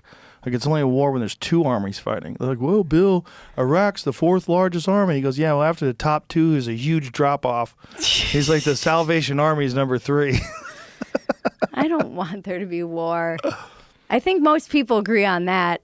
Of course, but also we don't live in Israel, right? We don't have to No. live with the Iron Dome because missiles are being shot into your city and you watch them explode up in the sky because your military has these rockets that shoot up in the sky missiles and take these fucking missiles out. Yeah, I think about, like, if it was my daughter that was, like, in some tunnel, I would be like, Yeah. there'd be no lengths. Well, that's I know that's very, Well, this like, is the selfish theory. of me, but that is, on a personal level, I'm like, I can't even imagine how I would feel in that situation as a parent. Of course. Well, that's the deepest conspiracy theory about why it happened in the first place. It's because Netanyahu was losing power and people were protesting against him in the streets. And what better way to get everybody on your side than to allow an attack to take place. That's the darkest of the false flag conspiracy theories. I have a lot of people that I know who now think 9/11 was an inside job after October 7th. Oh, Jesus. Isn't that crazy? Like that, they're like, well, if they would do it here, they would do it. Like, why wouldn't they do it in America? It's been like this kind of reverse leap. Yeah. Well, anytime you have a big tragedy like 9/11, you're always going to have a bunch of wild theories. But some of them are interesting. You know, like you're supposed to dismiss them all because they're conspiracy theories. But Tower 7 is like, explain that. I can't. I have people in my life who are very much like I think truthers. I think about this. That's a weird one. That's a weird one. What's the conspiracy around Tower 7? Just how did it? Why did it? It collapses like a controlled demolition completely into its base. No building's ever done that before without being a controlled demolition. And it doesn't have all the signature aspects of a controlled demolition. Like if you ever watch like when they blow up one of them Vegas casinos, yeah, super obvious. It yeah, goes it's like bang, bang, bang, bang, bang, bang, bang, and it all collapses. It doesn't have that. But it does have something similar in that the effect is the same. So is it possible to do that without having it the way the casinos do it? Is there only one way to have a controlled demolition of a building? Or is it possible that just immense diesel fires weaken the structure uniformly in such a weird way that it collapsed exactly like a controlled demolition, but it's just the result of this. It's a coincidence. Yeah, they had diesel generators in the basement of that thing, and the whole fucking inside of it was on fire. So when you see it on the outside, you're only seeing like a little bit of fire and some holes, but the entire inside of it was in flames. We're living in a simulation. Maybe that. Maybe that's another wink. You know, maybe that's another fucking... We didn't have social media, though, thank God. Right. During that. Can you imagine? No, but we did have plenty of people that were questioning it once they saw it on television. Because you saw it on TV and you're like, what is that? Yeah. How does it do that? Do you remember that wasn't seeing- even hit by a plane. Like, Do you remember seeing the skyline the first time you went to New York? Oh, without the Twin Towers? I don't think I actually saw it. I went back in 2001. I was there in 2001. Yeah. Maybe 2002. It was probably like a couple of months after September I took a 11th. train in November and because I took the train in, I always used to take the train in from Rhode Island where I was, and I was it was so jarring seeing they were so part of that. They were so huge. Yeah, and you just took it for granted. That was the landscape, and I'll never forget it. How I thought jarring it was weird too that when they rebuilt it, they didn't make it as tall. Why didn't they? I don't know. It's only one building now. It's not two. I know. And it's not as tall. Like, it's pretty tall. But they didn't get crazy. Then we're going to make the biggest fucking building the world's ever seen. It'd be like a middle finger to the world. Yeah, if Trump was there, he'd be like, we're going to have 2 buildings on the side and one right up your ass. You know, like it's like, fuck you. It looks like that. It is, it's smaller. Smaller than the original buildings. I do wonder, I'm so curious about what it's going to be like for our kids. Yeah, that's what it looks like now. Yeah. It's building in the U.S. still, though. Is it the tallest building in the U.S.? Yeah, but it's not as tall, right? I don't know what the height was. I think it's shorter. No, if it's shorter than Still the The World tallest. Trade Center wasn't the tallest building. No, not in the world. No, in the U.S. even. Oh, it wasn't? The Sears Tower was bigger. Really? Yeah, 100%. Where's the Sears Tower? Chicago. That's taller than the World Trade Center? It was. Whoa. Now this is the I tallest. didn't know that. Yeah. The Sears Tower was the tallest building in the world for a while. So the Twin Towers were taller than the Sears Tower? They were shorter. That's what- They were I don't- shorter. I don't know why you're saying that, I guess. Oh, it's the same. Oh, it has the same name as the North Tower of the original. How tall is it? It is shorter though, right? Isn't it? I don't know that. So the Willis Tower was the tallest one. I That's remember the Sears people Tower. being upset when they were rebuilding it because it wasn't going to be as tall. 1776. So 110 it's a stories was the original one, and the tower was 1,350 feet high. How tall is the one now? 1776. So it's taller? Yep. Really? Yeah. Wait a minute. Really? I don't. Yep. Can I see the image again? I don't know where else you want me to go with this. No. Is it because they cheat with that big pole at the top? I mean, that's 100. They do that with all of them. The other one had a big pole on top too. But isn't that to stop lightning bolts? Some of it's antenna stuff, but Some of it's to talk to aliens. some of it's cell phone tower That's information. okay. I'm wrong. I thought it was shorter. Maybe what it was saying. They were saying is it's smaller because there's only one instead of two. The Spire makes it 1776. The Spire. Yeah. How tall is that fucking Spire? And then that video too. I was just the Spire of the World Trade Center. I never saw this. They're saying that's what made Tower 7 fall. It made a gash. What made a See, gash? The spire on the tower here fell and made a gash down the side and started a fire here. And Tower 7. I've never seen this video. Interesting. I was just looking through it to see what the. Well, that's one thing with the video that we saw. Oh, look at that. Interesting. They have photos of what that. I don't think they have an actual video of that happening. Oh, They it probably fell found it there. and fucked up the building. But still, why didn't it just fall into that side? Why does it compress into its base? The way it collapses, like I've never seen anybody adequately describe it. But one thing that people should know is that the top of it collapsed before the whole thing collapsed. There was this piece on the top, so the roof caved in first. Like there's a smaller structure on top of the roof that imploded and went through the base. Okay. And then the whole thing went under. So it wasn't like it all went in one shot. The top of it had already collapsed and went through. God, that was such a weird time in America. I was thinking about how, like, just catatonic I was on the couch recently. Just, like, that whole week afterwards. Right. Just nobody... I know. Because it's weird. Like, I have family members who have kids, and their kids are now, like... They were born right around that time. They were 1, 2 years old. They've grown up. They don't remember kind of what it was like before that. And I don't know. I feel like the world, I have a friend and he's like, everything went to shit after 9/11. Everything just got shittier. Well, everything did go to shit because that's when they passed the Patriot Act. Yeah. And that's when the government really got its hooks into your information. Clarification here. New one, 1776, 541 meters tall. Old one with the spire was 1730, but was 1368 without the spire.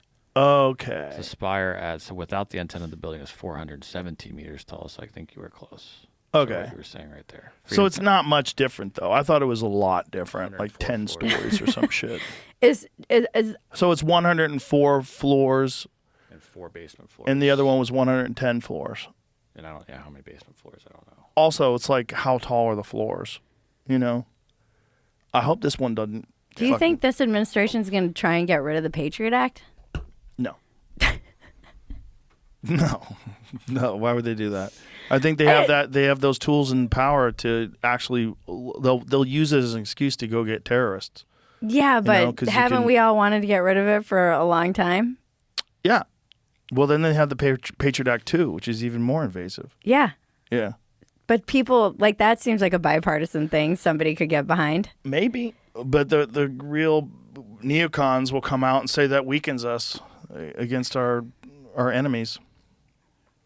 We need this power to be able to find terrorists and to be able to search out. I mean, that was one of the things that the Obama administration, when they passed the NDAA, they go, we're not going to do it. We're not going to just like detain people indefinitely. We wouldn't do it. But the problem is you're giving the law, that law is now in the books, and now the next person, what if it's a psycho? And the person after that, what if it's a psycho? Right. Now you've given them power to like become a dictator. And, Right. and go after their political enemies, which normal people won't do, right? You guys don't do that, right?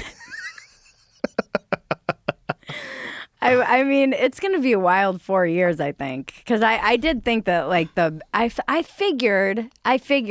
thought maybe that people would understand that they were wrong and that, like, maybe they'd gone too far. And I was...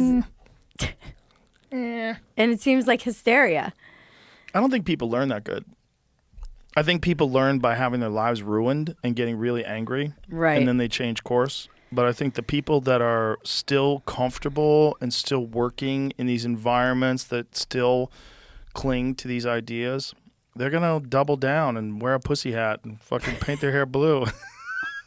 We'll protest in the streets. Past all this. It's so weird because I was thinking about how I've now been 10 years in the culture wars, which is not, I mean, I kind of stumbled into them. Are you a sergeant now? What are you?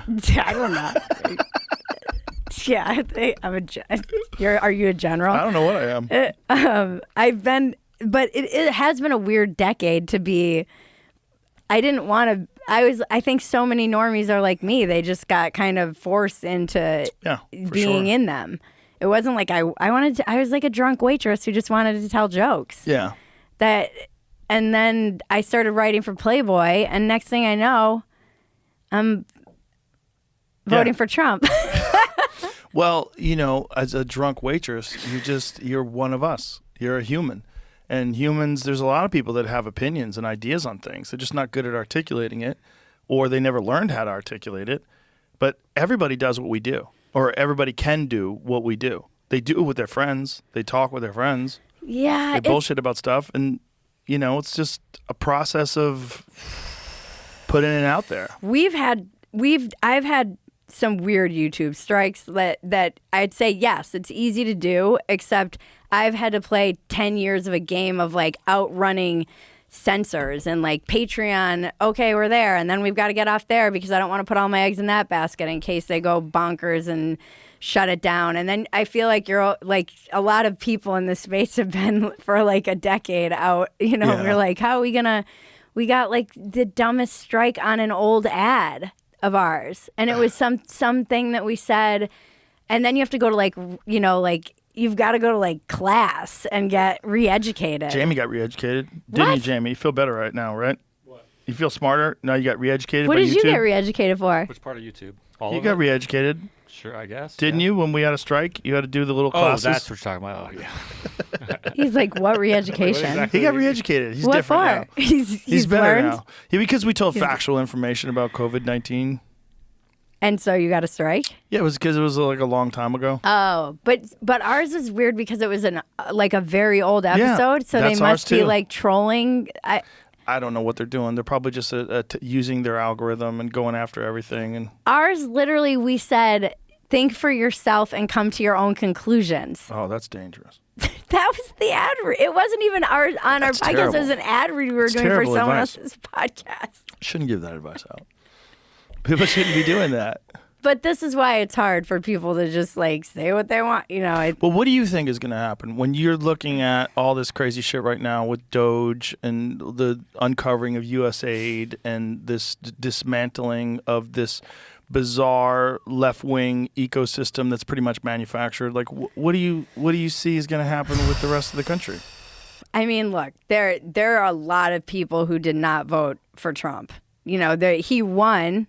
And yes, he won every swing state. And half the country's a lot of people. Yeah, it's a lot of people. So, and I'm not sure how many of them. I wonder how many. So I have a couple questions. How many people didn't vote for Trump and wanted to and are secretly glad he won? I bet there's a pretty significant number of those people who either didn't vote or didn't vote for him but wanted him to win anyway. Ari says that. Ari says that New York City is like relaxed. Yeah. It's like everybody was relaxed after the election. Like even the liberals are like, whew. Yeah, thank God. They were like, woo. Yeah, like, thank you, God, you saved me from myself. Yeah, exactly. Because God doing for us what we can't do for ourselves. Yeah, so there's that, I wonder. But then I do wonder how many of the people are, what I worry about is how much this is where I get mad at the media for presenting this like, this is Hitler. We're having it notched up to 11 for the past 8 years. And now you've got this, because he was put in, it's almost like that energy has been transferred to Elon now. Because now, did you see the Elon protests? They're protesting Elon. They're literally standing out there with signs that say, arrest Elon Musk. Listen, I guarantee it's organized. I guarantee it's organized by the same people that are going to lose a shitload of money based on all these discoveries at Doge. There's no way they're not. If you look at what Doge is uncovering, what they're uncovering with this USAID stuff, a lot of that stuff was organizing through NGOs protests. They organized the attempt at getting Trump impeached. I thought you were going to say killed. They organized the impeachment. That's come out. They also USAID spent $50 million on the lab Right. that invented coronavirus. Right. Yeah, there's a lot of money involved in this not working. And when you have a lot of money involved, you're going to have organized protest. When you see protests, we all want to think protests like the 1960s. Yeah, fight the war, man. It's like organic, like peace, love, and hippie shit. But that's not what this is. What this is organized, funded protests where someone is spending a lot of money and they're mobilizing other NGOs. They're using their access to these mailing lists and all these different things. They're putting these things together. Yeah, but do you think that the average liberal person, do you think that they're going to wake up and come around? Or do you think that they're going to be in like agony for 4 years and be... What if it works? Like, what if the world gets safer, the country gets safer, the economy improves, and they don't attack civil rights, women's rights, gay rights, all these things that everybody's worried about. And then at the end of it, you realize like, hey, maybe I was wrong. I mean, that's my question, though. Are they capable of that kind of self-reflection? Well, we're saying they as if it's like one different, like one kind of person. No, I mean... There's so many different people in they. Agreed. I mean, when I say they, I mean people who have bought into the idea that this person is going to make everything worse and we're going to slip into a fascist technocracy. Some of them. Some of them are going to slip right into it. Some of them are going to wake up and come around. You know, it's a test. It's a test of character. It's a test of objectivity. It's a test of introspection. There's a lot of things that are going to happen where people are going to have to wonder, like, what was I rooting for? When I was rooting for this progressive liberal government, what was I actually rooting for? Was I rooting for warmongers who were making insane amounts of profit by funding overseas wars? Yeah. What was I rooting for? Was I rooting for a basic theft of our tax dollars that's gone to all these like completely useless endeavors that were only set up as ways to pilfer money? Or the fall of America. Yeah. You know, this is a weird thing to like hate your own country so much that you want it to fall, or the dismantling of the kind of West as we know it. Yeah. You know, I think there is a feeling that Elon might have saved the West. Yeah. I feel like at least he's trying to. I think he did, but just by buying X. But isn't it funny that he got forced into it? I think there's like something kind of ironic. Funny because he was trying to get it at a lower price because he knew that they were bullshitting about the amount of bots. Well, and then they came out yesterday and now it's profitable. Yeah. There was like a whole article about how he turned it around. Of course it's going to be profitable. He's smarter than you. He is smarter. He also knows that we are all Tapped in. Oh, yeah. I can't stop it. I've always had a Twitter addiction. It's the thing that replaced my drinking and smoking weed. When I quit that, I went right to Twitter. I was like, Elon knows none of these motherfuckers, even when they go to Blue Sky, they've all got secret accounts and they're lurking on Twitter still, or X still, or whatever. You can't live in that echo chamber, that Blue Sky echo chamber. You can't even go on there and say there's only two genders. If you go on there and say there's two genders, they ban you immediately. They were like eating themselves within 2 days over there, though. But that's what always happens. That's happened with Gab too, right? Yeah. And I think some of that is not even real because I personally know comics who go on Blue Sky and just say insane leftist stuff, just like the most preposterous thing, like, you know, like maybe Duncan would do. I'm not saying Duncan does it, but he might do it. But I know comics that do that just to see the reaction, how people agree with them, like insane stuff. Oh, okay. Like my toddler, I could tell when my toddler was trans when they were 3 days old. And people agree with them. Oh yeah, jump right in. Don't you think we're all in echo chambers though? Like Sure. you said, how do you stay outside of yours? Drugs. Oh, that's true. That helps a lot. No, I'm kidding. You just got to recognize like you're thinking. You have to have a process. What's your process? I live by the Joe Rogan school of interneting.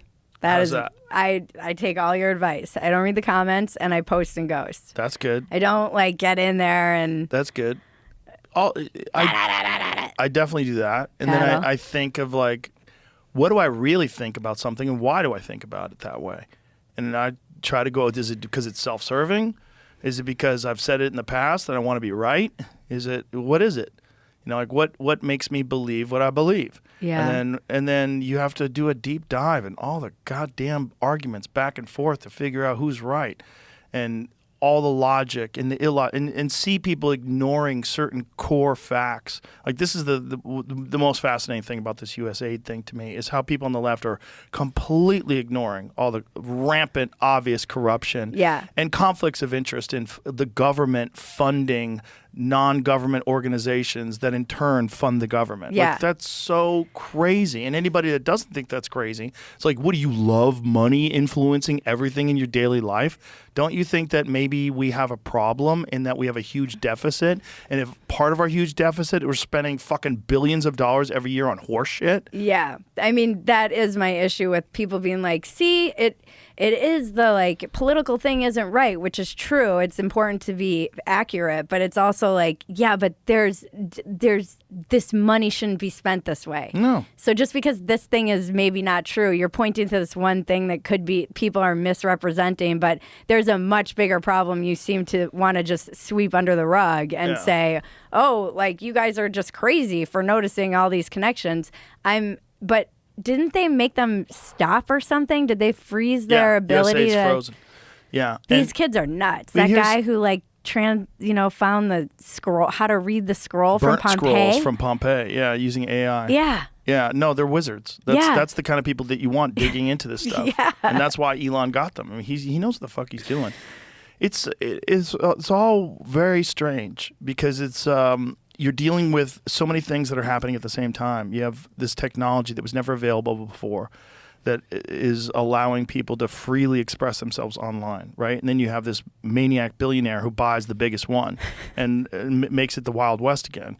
And then you have government being exposed for what it is. So you have all these fucking NGOs, this web of, we talked about it yesterday, this web of 55,000 different NGOs that were supporting all these liberal causes that were all completely intertwined.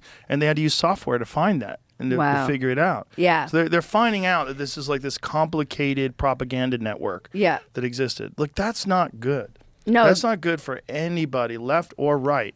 Because it's money. It's just money being used in a way. Not only that, here's the thing. Like people like saying like the $10 billion, it's only $10 billion. Like that kind of shit. What about the fucking people in Maui? Yeah. What about, that could have been fixed with $5 billion. The government could have said, we are going to rebuild those people's homes to the exact state and even better than where they were before. It's going to cost us $5 billion. All the money that we're sending over to Ukraine, all the money that we send to Israel, all the money we send to all these different organizations that work with USAID in the tune of billions and billions and billions of dollars. They could have done that. And instead of doing that, they're telling us that what we have to do is continue to fund all these programs in all these other countries that just so conveniently have a whole staff of people that's making a great wage, and their political capital is bet on all this stuff, and it all is involved with intertwined with these NGOs and all this money that they're getting. And this is the thing. We have to go and help these people. We're going to starve. They're going to do this. They're going to do that. What about America? Yeah, and then you what have about like our tax dollars going into a safety net to help people from one of the worst wildfires in history? Or North Carolina. Or North Carolina. Yeah. Exactly the same thing. Yeah. Apparently, none of those people have gotten any money in North Carolina. No, and they're like sleeping in freaking tents in the freezing cold. Exactly. All that could have been addressed too, the same way we address problems in other countries. So if you have this amazing slush fund that USAID is, and it's not being applied at all to the problems of America, why would you think people would support it? Yeah. Why would we support it with our tax dollars when we know that the country's massively in debt? Well, and it's like I appreciate that there's so many problems. I think I do feel like for the first time ever, there is an actual transfer of power. Like every single election through my lifetime, there's been all the normal fighting between the two parties, and then the election happens and one party wins, and then nothing changes. Yeah. And you just keep sliding and sliding and sliding and sliding, and everybody says they're going to do something and no one does anything. And then you have fucking Elon come in like a wrecking ball, and a very motivated and Trump who seems organized this time, and they actually feel like they're making changes that, by the way, American people want. Yeah, like the border. They border? They fixed the border overnight. I know. Overnight. The looking into there, my friend Max Meyer was saying, he's a very smart guy. He was saying no one with any numerical ability has ever looked into Medicare and Medicaid fraud ever. Like that's where they're cracking into next. There's a lot of money there that is like provider side fraud, where it's just inflated. Wasn't that Sonny Hostin's husband? Isn't he involved in a RICO lawsuit? Oh, I don't know. About insurance fraud? The View person? Yeah. Oh, yeah, I have no idea. Her husband got arrested. Oh, really? Yeah. He's one of 200 people charged in some gigantic insurance fraud. There's a lot of that. What is that? What's the actual story behind that? Jamie's looking. Jamie's on it. He's yeah, on it. But there's they can take I mean, you know how complicated it would be to try and untangle that web of where you're inflating things that people have and you're saying this is like a band. You see these things online where it's like a Band-Aid is $25,000, you know, like what? Someone explained that to me too, is that when you have a budget, say if you run an organization and it has a budget, you get money from the government and that budget's like $80 million a year, you can't spend 60 because then you're going to get 60 next year. You have to spend all 80. Right. If you don't spend all 80, you don't get it. You got to say, we need 90. Right. We're barely hanging on. Right. And so you have to charge Inflation. like $500,000 for a hammer. And that's literally how they justify their existence is to keep they're not in the business of being frugal and and being responsible and making sure that the money is being spent competently. No, they're in the business of keeping their budget coming in. Sonny Hostin's surgeon husband Emmanuel faces solo battle in lawsuit as co-defendants agree to settle. Oh, Jesus. So, okay. Sonny Hostin's surgeon husband has found himself in the hot seat in a massive lawsuit accusing nearly 200 healthcare providers of insurance fraud. Dr. Emmanuel Hostin defiantly called himself the victim of a frivolous smear campaign last month after he was accused of providing fraudulent medical services in exchange for kickbacks in a complaint filed by American Transit Insurance Company in December. Orthopedic surgeon now finds himself increasingly isolated after the vast majority of the defendants have now offered to settle their cases. Oh, boy. According to a new court filing obtained by DailyMail.com, American Transit, which insures taxi company and Uber Lyft drivers, announced last Monday more than 141 of the 186 defendants named in the suit have agreed in principle to settle one of the largest RICO cases ever filed in New York. The papers filed by the law firm Manning Cass did not specify which defendants offered to settle. Dr. Hostin has until February 10 to respond to the legal complaint. So it has something to do with drives from the hospital and kickbacks from all this shit. Yeah, it's because that's what they need though, is these guys who can use this AI technology to get in there and start looking on a massive scale at what all of these, everything. I mean, they have to look at everything. I think most Americans want this. So they're being accused of getting kickbacks for performing surgeries and submitting fraudulent bills. Yeah. Hostin knowingly provided, this is in quotes, knowingly provided fraudulent medical and other healthcare services, including arthroscopic surgeries. The lawsuit filed on December 17th claims American Transit was then billed in exchange for kickbacks and or other compensation which were disguised as dividends or other cash distributions. I don't know how they know this. So I don't want to comment on this. I don't really understand what this is. This might be bullshit. It might be real. But I do know that doctors... But this happens all the time. I mean, maybe not this, but there's provider side fraud that is very well known and people have been called out for it. There's a doctor that I was just watching this whole thing on where he, I think it was 200 people he treated, it might have been more, that did not have cancer, and he gave them chemotherapy. Oh my God. Yeah. He falsely diagnosed them as having cancer and then treated them with for cancer. Yeah, and some of them got really sick and died. Well, yeah, it's chemo. Yeah, it's chemo. It's fucking killing you. And wrecks your health. So even if you survive it, like your body's wrecked for a long time afterwards. And did he do this just for money? For money, yeah. Oh, yeah. And his argument was that this term that they always use, you eat what you kill, and that you have to have a business. You have to keep your business rolling. So his business was making sure that people thought they had cancer and then treating them for cancer. That's dark. Well, that cancer and chemotherapy is one of those weird ones where the doctors profit off of each chemotherapy. Oh, do they? Yeah. $34 million in fraudulent. A Detroit area hematologist, oncologist was sentenced today to serve 45 years in prison for his role in a healthcare fraud scheme that included administering medically unnecessary infusions or injections to, it's 553 individual patients, Holy and submitting to Medicare and private insurance companies approximately $34 million in fraudulent claims. This is the fucking sickest thing I've ever horrible. heard. It's You tell horrible. these people they have cancer I know, right? and make them get chemo? I know. This is insane. I can't believe I've never heard of this. Yeah. It's really crazy. This is like a decade ago. Wow. This is fucking nuts. How did they Yeah. catch him? I don't know. That's wild. Yeah, but No, this that's is, so sick. I know people that have told me that they know people that have done surgeries that were unnecessary. Yeah, because Just for money. They want money. Yeah. Well, that's like the whole like trans care, like, you Oh, know, yeah. a Well, lot not of just them, that, like orthopedic surgeries. I've like friends, back surgeries and stuff. doctors that won't let someone try stem cells, that Oh, try wow. to deny people stem cells. So, yeah, the 'Cause they back wanna do surgery thing's orthopedic weird surgery. too. Yeah. Yeah. Well, it can help some people, but it's not the only solution. And there's other ways to fix your back.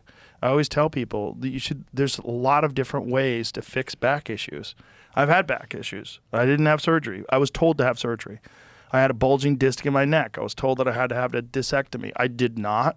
My neck is perfect. It works great now. How did you fix it? I did Regenikine. Regenikine is it's like a very advanced form of platelet-rich plasma that used to have to go to Germany to get. I remember like Peyton Manning and Kobe Bryant, those guys, they flew to Germany to get this procedure done. And Dana White did it too. And then they opened up a place in Santa Monica where you could do it in Santa Monica, and I had it done. I had it done on my back. I had it done on my neck. It's amazing. They take your blood, they spin it in a centrifuge. I forget what the exact process they do, and then they pull out this liquid that is the most potent anti-inflammatory inflammation drug that you could ever find. Okay. So this anti-inflammation drug, it's made out of your own blood, so your body doesn't reject it. Yeah. This process that they do. And then they inject it in the areas around the discs, and the discs all settled, and they went right back into place. Wow. Yeah. So I had it done on my lower back, I had it done on my upper back, and I had it done on my neck. See, I think that this is where I'm excited about AI and stuff like that. It would be exciting to have AI cure cancer, which Yeah. they think that it might be able to do. Yeah. I saw that Larry Ellison thing. I was like, yeah, are you making money doing this? Well, obviously, I don't Is know this- if Larry is this is money? Larry Ellison Why is saying he that. doing it? Are Oh you a yeah, doctor? he did. Like, why are Yeah. you doing that? Are you Yeah. a doctor? Don't you own Lanai? What are you doing? But I Like, don't it seems see, like it seems like it's not outside the realm of possibility that AI would get smart enough to figure this shit out. 100%. Yeah, it is possible for sure, and it's very hopeful. But I don't know if we should be telling people that it could do that maybe in the future. So invest in my company or whatever the fuck's going on. I was at this crazy boondoggle and I saw a bunch of these people talk and everybody was clapping and I was like, this is the scariest shit I've ever heard. And I think it might have been Sam who was talking Altman and everybody was just like, yay, let's give him money. And they all just saw money. Everyone sees money here and the gold hills. I mean, we're going to need to build nuclear. We're going to need to power this shit. There's a lot of gold in those hills. And I was in the back with this guy and I'm like, someone needs to stop it. Like, it was It's the fucking beginning of a chills Terminator down movie. my spine. Yeah, it's going to happen though. You can't stop it. No. Unless the grid goes down, or something, unless there is something catastrophic, asteroid hits the Earth, whatever, which I think there might be one coming, there's nothing we can do. Nope. The genie's out of the bottle. Well, not just that. We have to do it because there's other people that are doing it. And if they get a hold of it first, it's over. That's the race to the bottom, though. Is it? I don't My know. friend I mean, if we lived- all have it, and it eventually works for humanity instead of against us. But I do think that, my husband thinks that our daughter will never need to learn how to drive. Probably. He's like, she's not going to need, because I was like, she wants to drive already. She's like, when I'm 5, I can drive. I'm like, no. She is, having kids is the best. I hate that there was so much rhetoric that I was growing up with about how horrible it is, because it is, yeah. It's all by people who don't have kids. But the other morning I go downstairs and she's like, I'm like, how you doing? She's eating her breakfast. She's like, I just need to lay low. I was like, are we hiding from the mob? What is happening? They're experimenting with new ways to talk. They're just so funny. Yeah. She's like, and she just says the funniest stuff. She did my husband sent me a whole thing. She picks up they pick up everything. Yeah. She was like, I'm going to Mothership and you're going to go to New York. I'm like, where'd she get the New York accent from? I'm going to Mothership and you're going to New York to tell jokes. She's telling him all about this. I'm like, how does she pick all this? It's the best thing in the whole world. But yeah, he doesn't think she wants to drive. And he's like, she's not going to need to know how to drive. Well, she probably will learn how to drive, but it won't be necessary.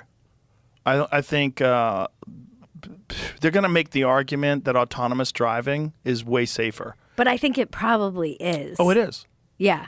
Yeah, I have but they auto all drive have on to my be Tesla. autonomous. Yes. It can't be. Exactly. No one's going to be allowed to drive. That's probably what's going to happen. That's the only way. They're all going to be communicating with each other, and There'll probably be roads that are set up where you can allow people to drive. How do you feel about that? I don't know. I like cars. Yeah, so I do it's too. not good. I like old cars too. I like driving. Yeah, I It do. helps my brain unfurl. Well, I like machines. I'm into old machines. I like the way they work. Do you know how to fix cars? I know how to fix some things, but not really. Yeah. I mean, I know how to change spark plugs and change oil, and I understand. Like basics? Yeah, normal stuff. But most cars don't even have spark plugs anymore. No, it's weird. Yeah, it's all wild. You open up the back of back of a Porsche, look at the engine. You're like, what the fuck is that? And Teslas only have one gear? Is this, how does it, I don't understand how that Have you ever been in one? No. Oh, dude, I didn't Oh, bring wait, mine no, I today. have been in one. Next time I have mine, you got to go for a ride. With Yeah. mine. Mine's insane. The new one. Yeah, it goes 0 to 60 in 1.9 seconds. That's nuts. It's a time machine. How does it do that? Because it has 1,000 horsepower and 4-wheel drive and incredible electrical engines that just instantly generate torque and power. It That's just goes crazy. It just takes off. They're amazing. And it also self-drives. It doesn't self-drive. It changes lanes. It stops for stop signs. It stops for red lights. It turns. It's incredible. It changes lanes when there's obstructions in front of it. Can you take your eyes off can you text and stuff? Can you be a I don't. passenger? You could, I guess. People have fallen asleep at the wheel, famously. But don't they give you strikes or something like that? Like Tesla itself will. Yeah, supposedly if you're not looking, That's like it's kinda paying creepy. Yeah, it's creepy.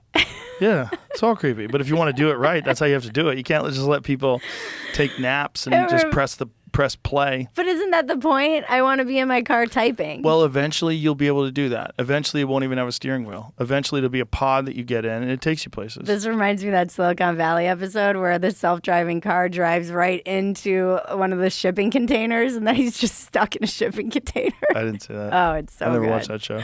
That show is brilliant. Yeah, it's weird. But again, if you go back to the people that were on trains and riding horses, and you say one day you're going to be able to get in a car that goes 1.9 seconds 0 to 60, and it's going to be electric and make no sound. You'd be like, what? Well, one day you're not going to need to steer, because steering is why people get fucked up, because the cars can't detect other cars around them. They change lanes. People make mistakes. They go forward when they shouldn't. They run red lights. All that's going to end. So I'm like a half hour out of the city, and every time I drive to and from, almost every time there's an accident. I always see. Sure. The other night I was driving home actually from Mothership. It was like 1:30 in the morning, and there was a guy on the left side of the freeway walking. Yeah. There's no space, by the way. Yeah, I was no like, space, what and is happening right people now? are texting and they're not Texas paying is attention. No, there are trucks behind me. Yeah. It was nuts. I was like, this guy is either on drugs and crazy, or it's like some Jason Bourne situation where he was limping. He probably broke down and had to walk. No, he looked crazy. Oh, he crazy person decided to flirt with death. Texas is it feels a little unhinged. Does it compared to L.A.? When was the last time you were back in L.A.? No, I was just there. I was there 2 days before the fires. People are unhinged. Yeah. Yeah. No, and as you get it feels older a little and you realize wild. it's not I gonna like get any it. better. It makes. I'm coming up on 2 years here. So what do you mean by wild? Like what? Feels wild to me. It still feels very like the Wild West or like Texas. There's just an energy here of kind of every time I'm down on 6th Street, I'm like, I'm gonna catch a stray down here. Well, 6th Street is wild. Where the club is, that's a wild place. It's fucking bonkers down there. Yeah, but that's also makes the club exciting. You might catch a stray while you're waiting. No, not that, but all the people, the foot traffic. There's an energy on that street. Yeah, no, I like it. Yeah. And I like the kind of, even coming from LA, driving in Texas, I was like, these people are out of their fucking minds because it's so much bigger and it's like 80 miles an hour speed limits everywhere out where I am.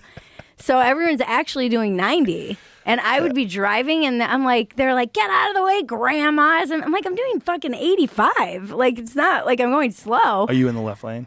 No. No. I'd be in the middle lane. And they're still trying to get you out of the way? Yeah, I was a grandma. I had to up my game. Well, didn't you see that in LA too?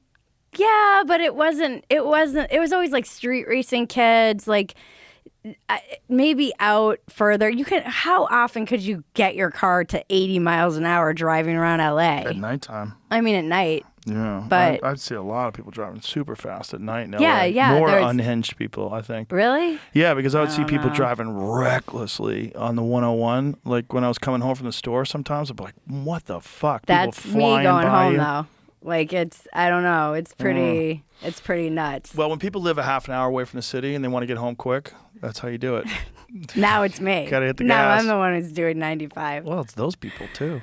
No, it's true. I don't know. I'm glad I moved here. I remember you saying like my husband's blood pressure actually went down when he moved here. Yeah, there's less people. But it's also just like everything is less of a battle. You said it to me, I think, like you felt like you could exhale on one of our, like when we were talking, you're like, I moved there and just felt like I can like breathe a little. And I mean, my husband has like scientific evidence that his whole like energy field got more chill. Yeah, you're not supposed to be living in a place that has 20 million people. I think it's bad for you. Have you ever been to Cairo? No. Cairo's nuts. Yeah. It's the craziest city I've ever been in. I want to go. When you went to the pyramids, when was it? How long ago? Oh my gosh, it was crazy. It was right after the revolution. So we went in 2000. When was the Arab Spring? That was internet times. It was 2011? 12, I want to say 2011, 2012. What's up? 2010 Arab Spring. So it must have been 2011. That was one of the first revolutions that the internet was credited with starting. Yeah, and no one was there. So everyone was like, why the fuck are you guys in Egypt? We got basically a private tour of the whole country. Like we were on a cruise on the Nile and it was supposed to be, hundreds of people. There were 14 people on the cruise. And we got to see, there's usually lines to go into the Great Pyramids. There were no lines to see King Tut. Nothing. No one was anywhere. It was a weird time to be in Egypt. And I went to Alexandria, was in Cairo, went and did like a Nile cruise, which was amazing. I mean, Egypt's, you got to go. Yeah, it's I amazing. definitely do. Did you get this weird feeling that like, how did this go away? Yeah, that's what I don't understand. And I think I had like a mental breakdown when I was there. Like a weird, we were in the hospital, not the hospital. I felt like I should get checked into a hospital. We were staying in like the Nile across from all the tombs, the like king's tombs. And I kept feeling this like pulse, and I had like a panic attack when I was there, basically. It was the weirdest thing, though. I kept feeling this pulse. It was like, womp, womp. Was this when you were doing drugs? No. I mean, I was drinking still, but I wasn't doing drugs. And I was like, I'm going to have I thought I was going to end up in a straitjacket. And I thought I had like a panic attack. I had like these crazy dreams.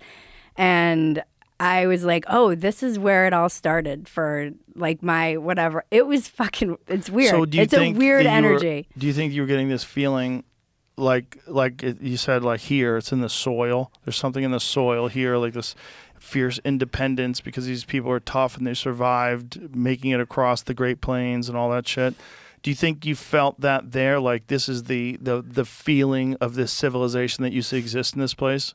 Yeah, it felt to me, I feel like I had like a past life regression, if that's even a thing. It was like, I felt like whatever journey I've been on this planet, it started there and I went back to the source, and it was like a weird, like my dreams were crazy. It was, I couldn't, thank God the guy I was with was like nice and kind, but I couldn't, it was like a full blown panic attack. I couldn't even leave the hotel room. And do you think that's just because of being in Egypt? It was just being in Egypt. Do you think it's because of the, like, you knew what the civilization was like and it had declined and gone and now you're there and you're just like psychologically dealing with this and you're kind of freaking out and putting it on yourself? So I've always been obsessed with Egypt since I was a little kid, just unnaturally obsessed with it. It was like I read every book about it when I was a kid. I wanted to go there. I don't know why. And I felt like, if I like to believe in past lives because I think it's amusing. I'm like, if I can choose, it sounds like it's like, right. Why not? And I've always felt very connected to it. And so when I went there and was across from, we were in the King Farouk suite, actually, and it had a balcony that overlooked the Nile and the tombs. And I could feel, it was like something in my heart, like a vibration. And they've said that these places, like where there are these pyramids, they can have vibrations. I learned this later, but this was like a weird, like, it kept hitting my heart. And then I thought they drugged me. I thought they gave me something in my hibiscus tea because I started like, I drank the hibiscus tea and I was like, maybe they put some kind of like hallucinogen in it. But I think I think about this a lot because I've had friends who have had anxiety and panic attacks, and I know what it's like to like get in your head and feel like you're losing your mind. And I had to baby step my way out of this like panic attack where I couldn't eat. I was unable to keep food down. I just took a bath and was like, I'm going to just chew. And that's never happened to you before? No, I've had anxiety. I feel for people who have anxiety. I had anxiety before, but it was when I was smoking a lot of weed and doing a lot of drugs, and I was in a marriage I didn't want to be in to my first husband. So your life was a mess. And I just was lying to myself. Like I think depression and anxiety can be very useful signposts for something in your life. You're either doing something you shouldn't be doing, or you're not doing something you should be doing. You got a course correct. Yeah. It's giving you motivation. It's saying like there's something. It's like a soul calling for you to check in. So yoga kind of saved me from that time. I got divorced. It somewhat went away. I've talked about my hypochondria, so that I dealt with that. But then this was different. It was like a weird, my body physiologically reacted to it too. So I like, not to be too much information, but I like randomly got a period out of nowhere. It was just weird. My body started like, I threw up, I got a period all at once. And it was it's the most supernatural thing that's ever happened to me. Well, there was another time that was really supernatural when I was in Newport, Rhode Island, and I swear there was like a haunting. But other than that, it felt supernatural. Like it didn't feel normal, and it took me 2 full days to like, whatever hit me in my heart on that balcony, and I couldn't, like, all I could hear was this like want, and it was reverberating from I sound like a crazy person, but it was reverberating from the tombs. And then I remember eating a grape so slowly and mindfully just to like come back into my body. And I had these like crazy dreams, and I felt like I saw all these connections to like people in my life present. And it was weird. It was in that moment when I like had a physical reaction where it was like a scene from a movie where it was like zap, zap, zap, zap, zap, like all these people in my life. And the guy I was with, thank God, he could have been a total asshole and been like, you're a fucking psycho, I'm leaving you. But he had a weird experience with me in his guest house in New Zealand, where I would fall asleep sometimes downstairs or we'd pass out or whatever. And I was like, did you have a dog? Because I was like convinced there was a ghost because I kept feeling some weird sense. And he's like, don't talk about the dog. And then it turns out there was like a dog. and his kids, like, he had it and then wanted to get rid of it. And it's like this store thing. He's like, how the fuck did you know it's a dog? And I was like, oh, because the energy was like a puppy energy. And I was like, what happened to the dog? He's like, nothing. Don't ever talk about the dog. And I was like, okay. So he's like, you're weird and psychic and like a weird sick. You have like a weird thing. He was like, you're touched by something. Like, and we used to play backgammon all the time. And one time I like rolled a dice, and I'm sure it was just lint, but it like I wanted to win so badly, and then the dice just was on his corner, just frozen. So he had weird, like just on the tip of it, just like he's like, what the fuck, you're a witch. So he had slightly unsettling things with me that enough that I think he was like, all right, maybe she's not. Totally. Well, they say that places have memory, right? This place, I mean, Egypt is so special. I haven't been, obviously, but I felt weird when I went to Chichen Itza. That feels very weird. Oh, okay. Yeah. I was like baby stepping. I still get slightly like, and my life has never been the same really since. Like it was, and Egypt is, Cairo's bonkers, but Egypt is the Nile. I remember just like cruising down the Nile and being on the deck, and you can feel what it was like.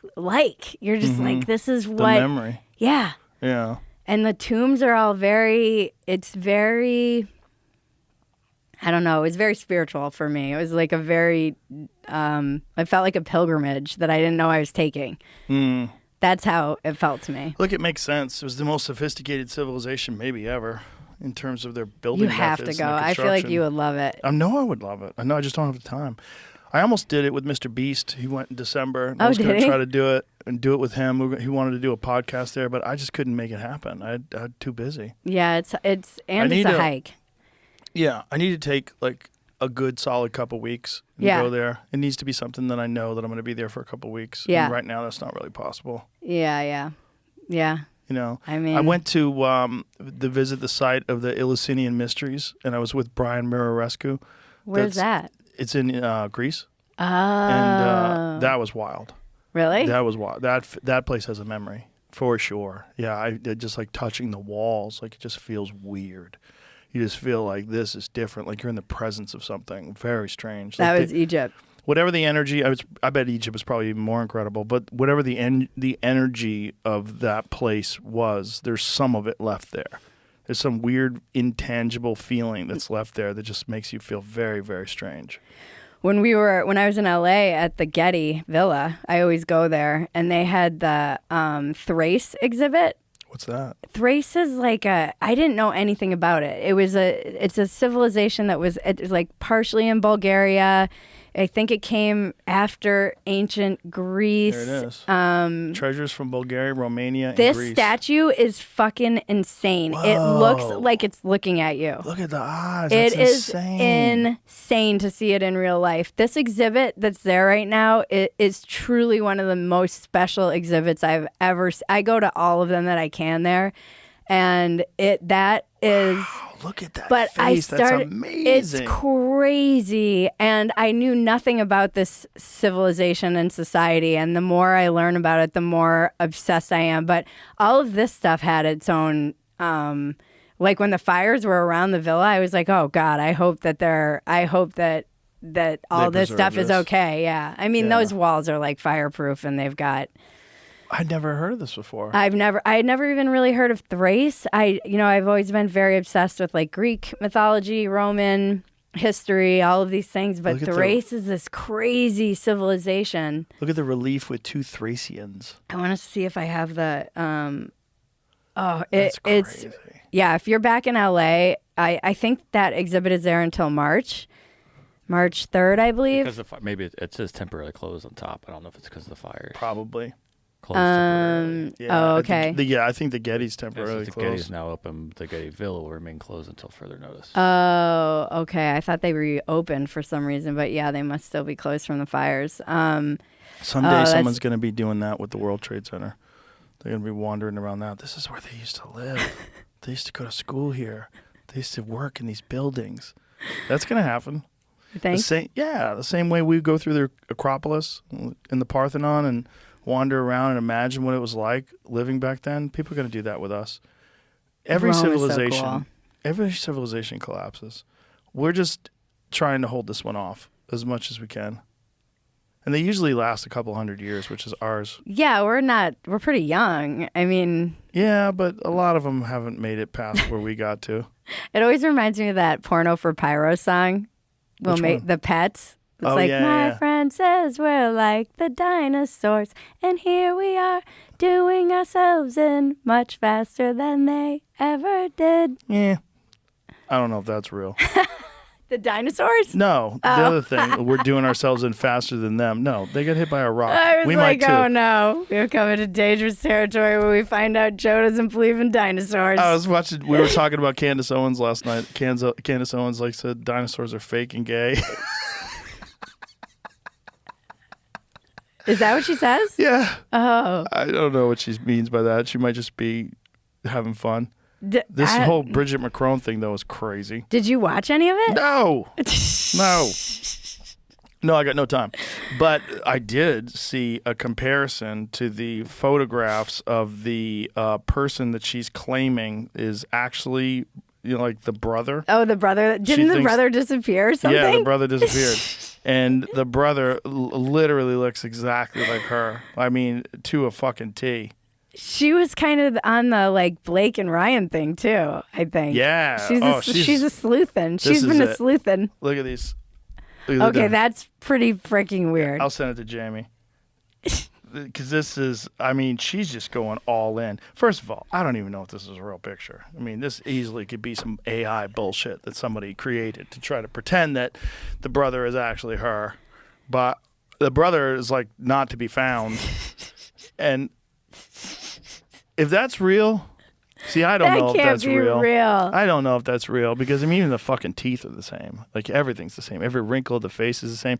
If that was my brother, if my brother looked, I'd be like, wait a minute, we're not twins, so we're not twins. Like what? It looks photoshopped. The mouth definitely looks photoshopped. How so?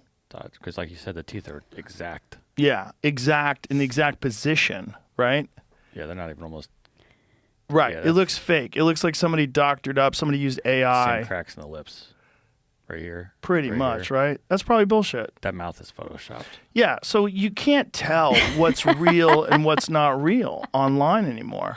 You can't Nothing's tell. real. You can't- Nothing. You literally can't tell. You have to operate from the idea that this is not real. You have to start there now. Right, but also this is just the beginning. Like, what are we going to be looking at 5 years from now? We're going to be looking at indescribable experiences that are indistinguishable from reality, not just like images.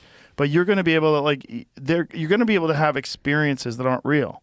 Do you think that the like metaverse thing is going to take off? Like people are going to be plugging in to Yeah, the if it gets good enough. yeah, and cheap enough because Right. it's kind of expensive. It's expensive and it's also weird to have something in your face. People feel weird like wearing this big clunky thing. But if you can sit down and attach something to your head and then all of a sudden you're in another world, you're an avatar flying on a fucking dragon, we're going to do it. I mean, isn't like Redman really into that? Oh, loves it. Yeah. He's like famous in the yeah, metaverse. Yeah. He goes in there every night. Yeah. And he has like parties and stuff.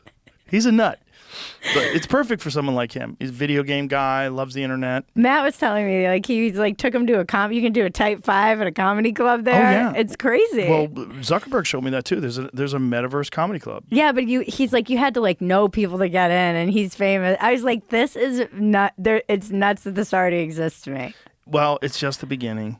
It's only that's Pong, and whatever it's going to be like 20 years from now is going to be something really wild. Isn't it weird to think that like you might just exist forever in the metaverse talking because you've done so many podcasts? They'll just be able to cut and paste and make you kind of like. Not even just that. They'll What be if able to you're get a a god map. in the future? Well, they'll be able to get a map of how I think and how I go over things and how I go, well, maybe not. Let's look at that. And then they'll apply that sort of thinking. And they'll be able to do podcasts with me, with anyone in history. I'll be able to have a podcast with Albert Einstein. I always think about this when I see the people who get tattoos of you. I'm like, the future civilizations are going to be like, who was this man? He must have been someone important, maybe a shaman or a Brahmin. Like, No, he's a bro cage fighting commentator. Yeah, me and Einstein. Oh, just no. chilling. Look at him. That's a young Einstein Said he too. trained a thing to have. I was looking into this. They can already do it. what? Kinda. Let me hear Create this. this. They don't have their voices. Oh, they don't have their for some voices. reason, yeah, but I've seen one where they did. Oh, Nikola Tesla. Ooh, I'd love to have a podcast with him. They already did a podcast with me and Steve Jobs. Did they? Yeah, an audio podcast with me and Steve Jobs. It's crude. You can kind of tell that it's not real, but that's just because it's, first generation. That's really weird. Yeah. We got to wrap this up, Bridget. Okay. Thank you very much, my friend. Always great to see you. Thank you for having Always me. a pleasure. Tell everybody how to get your stuff, where to find you. Just go to my YouTube and subscribe. That's the best thing you can do. What's the YouTube? It's Bridget Phetasy. I don't even know my YouTube. It's Phetasy, Phetasy. Dumpster Fire is the show. Phetasy.com. I'll like all that stuff. Bridget on Phetasy your website? online. Yeah, Okay. you can find me. All right, my friend. You're Appreciate smart. you. Thank you. Bye. Love you. Love you too. Bye, everybody. Bye.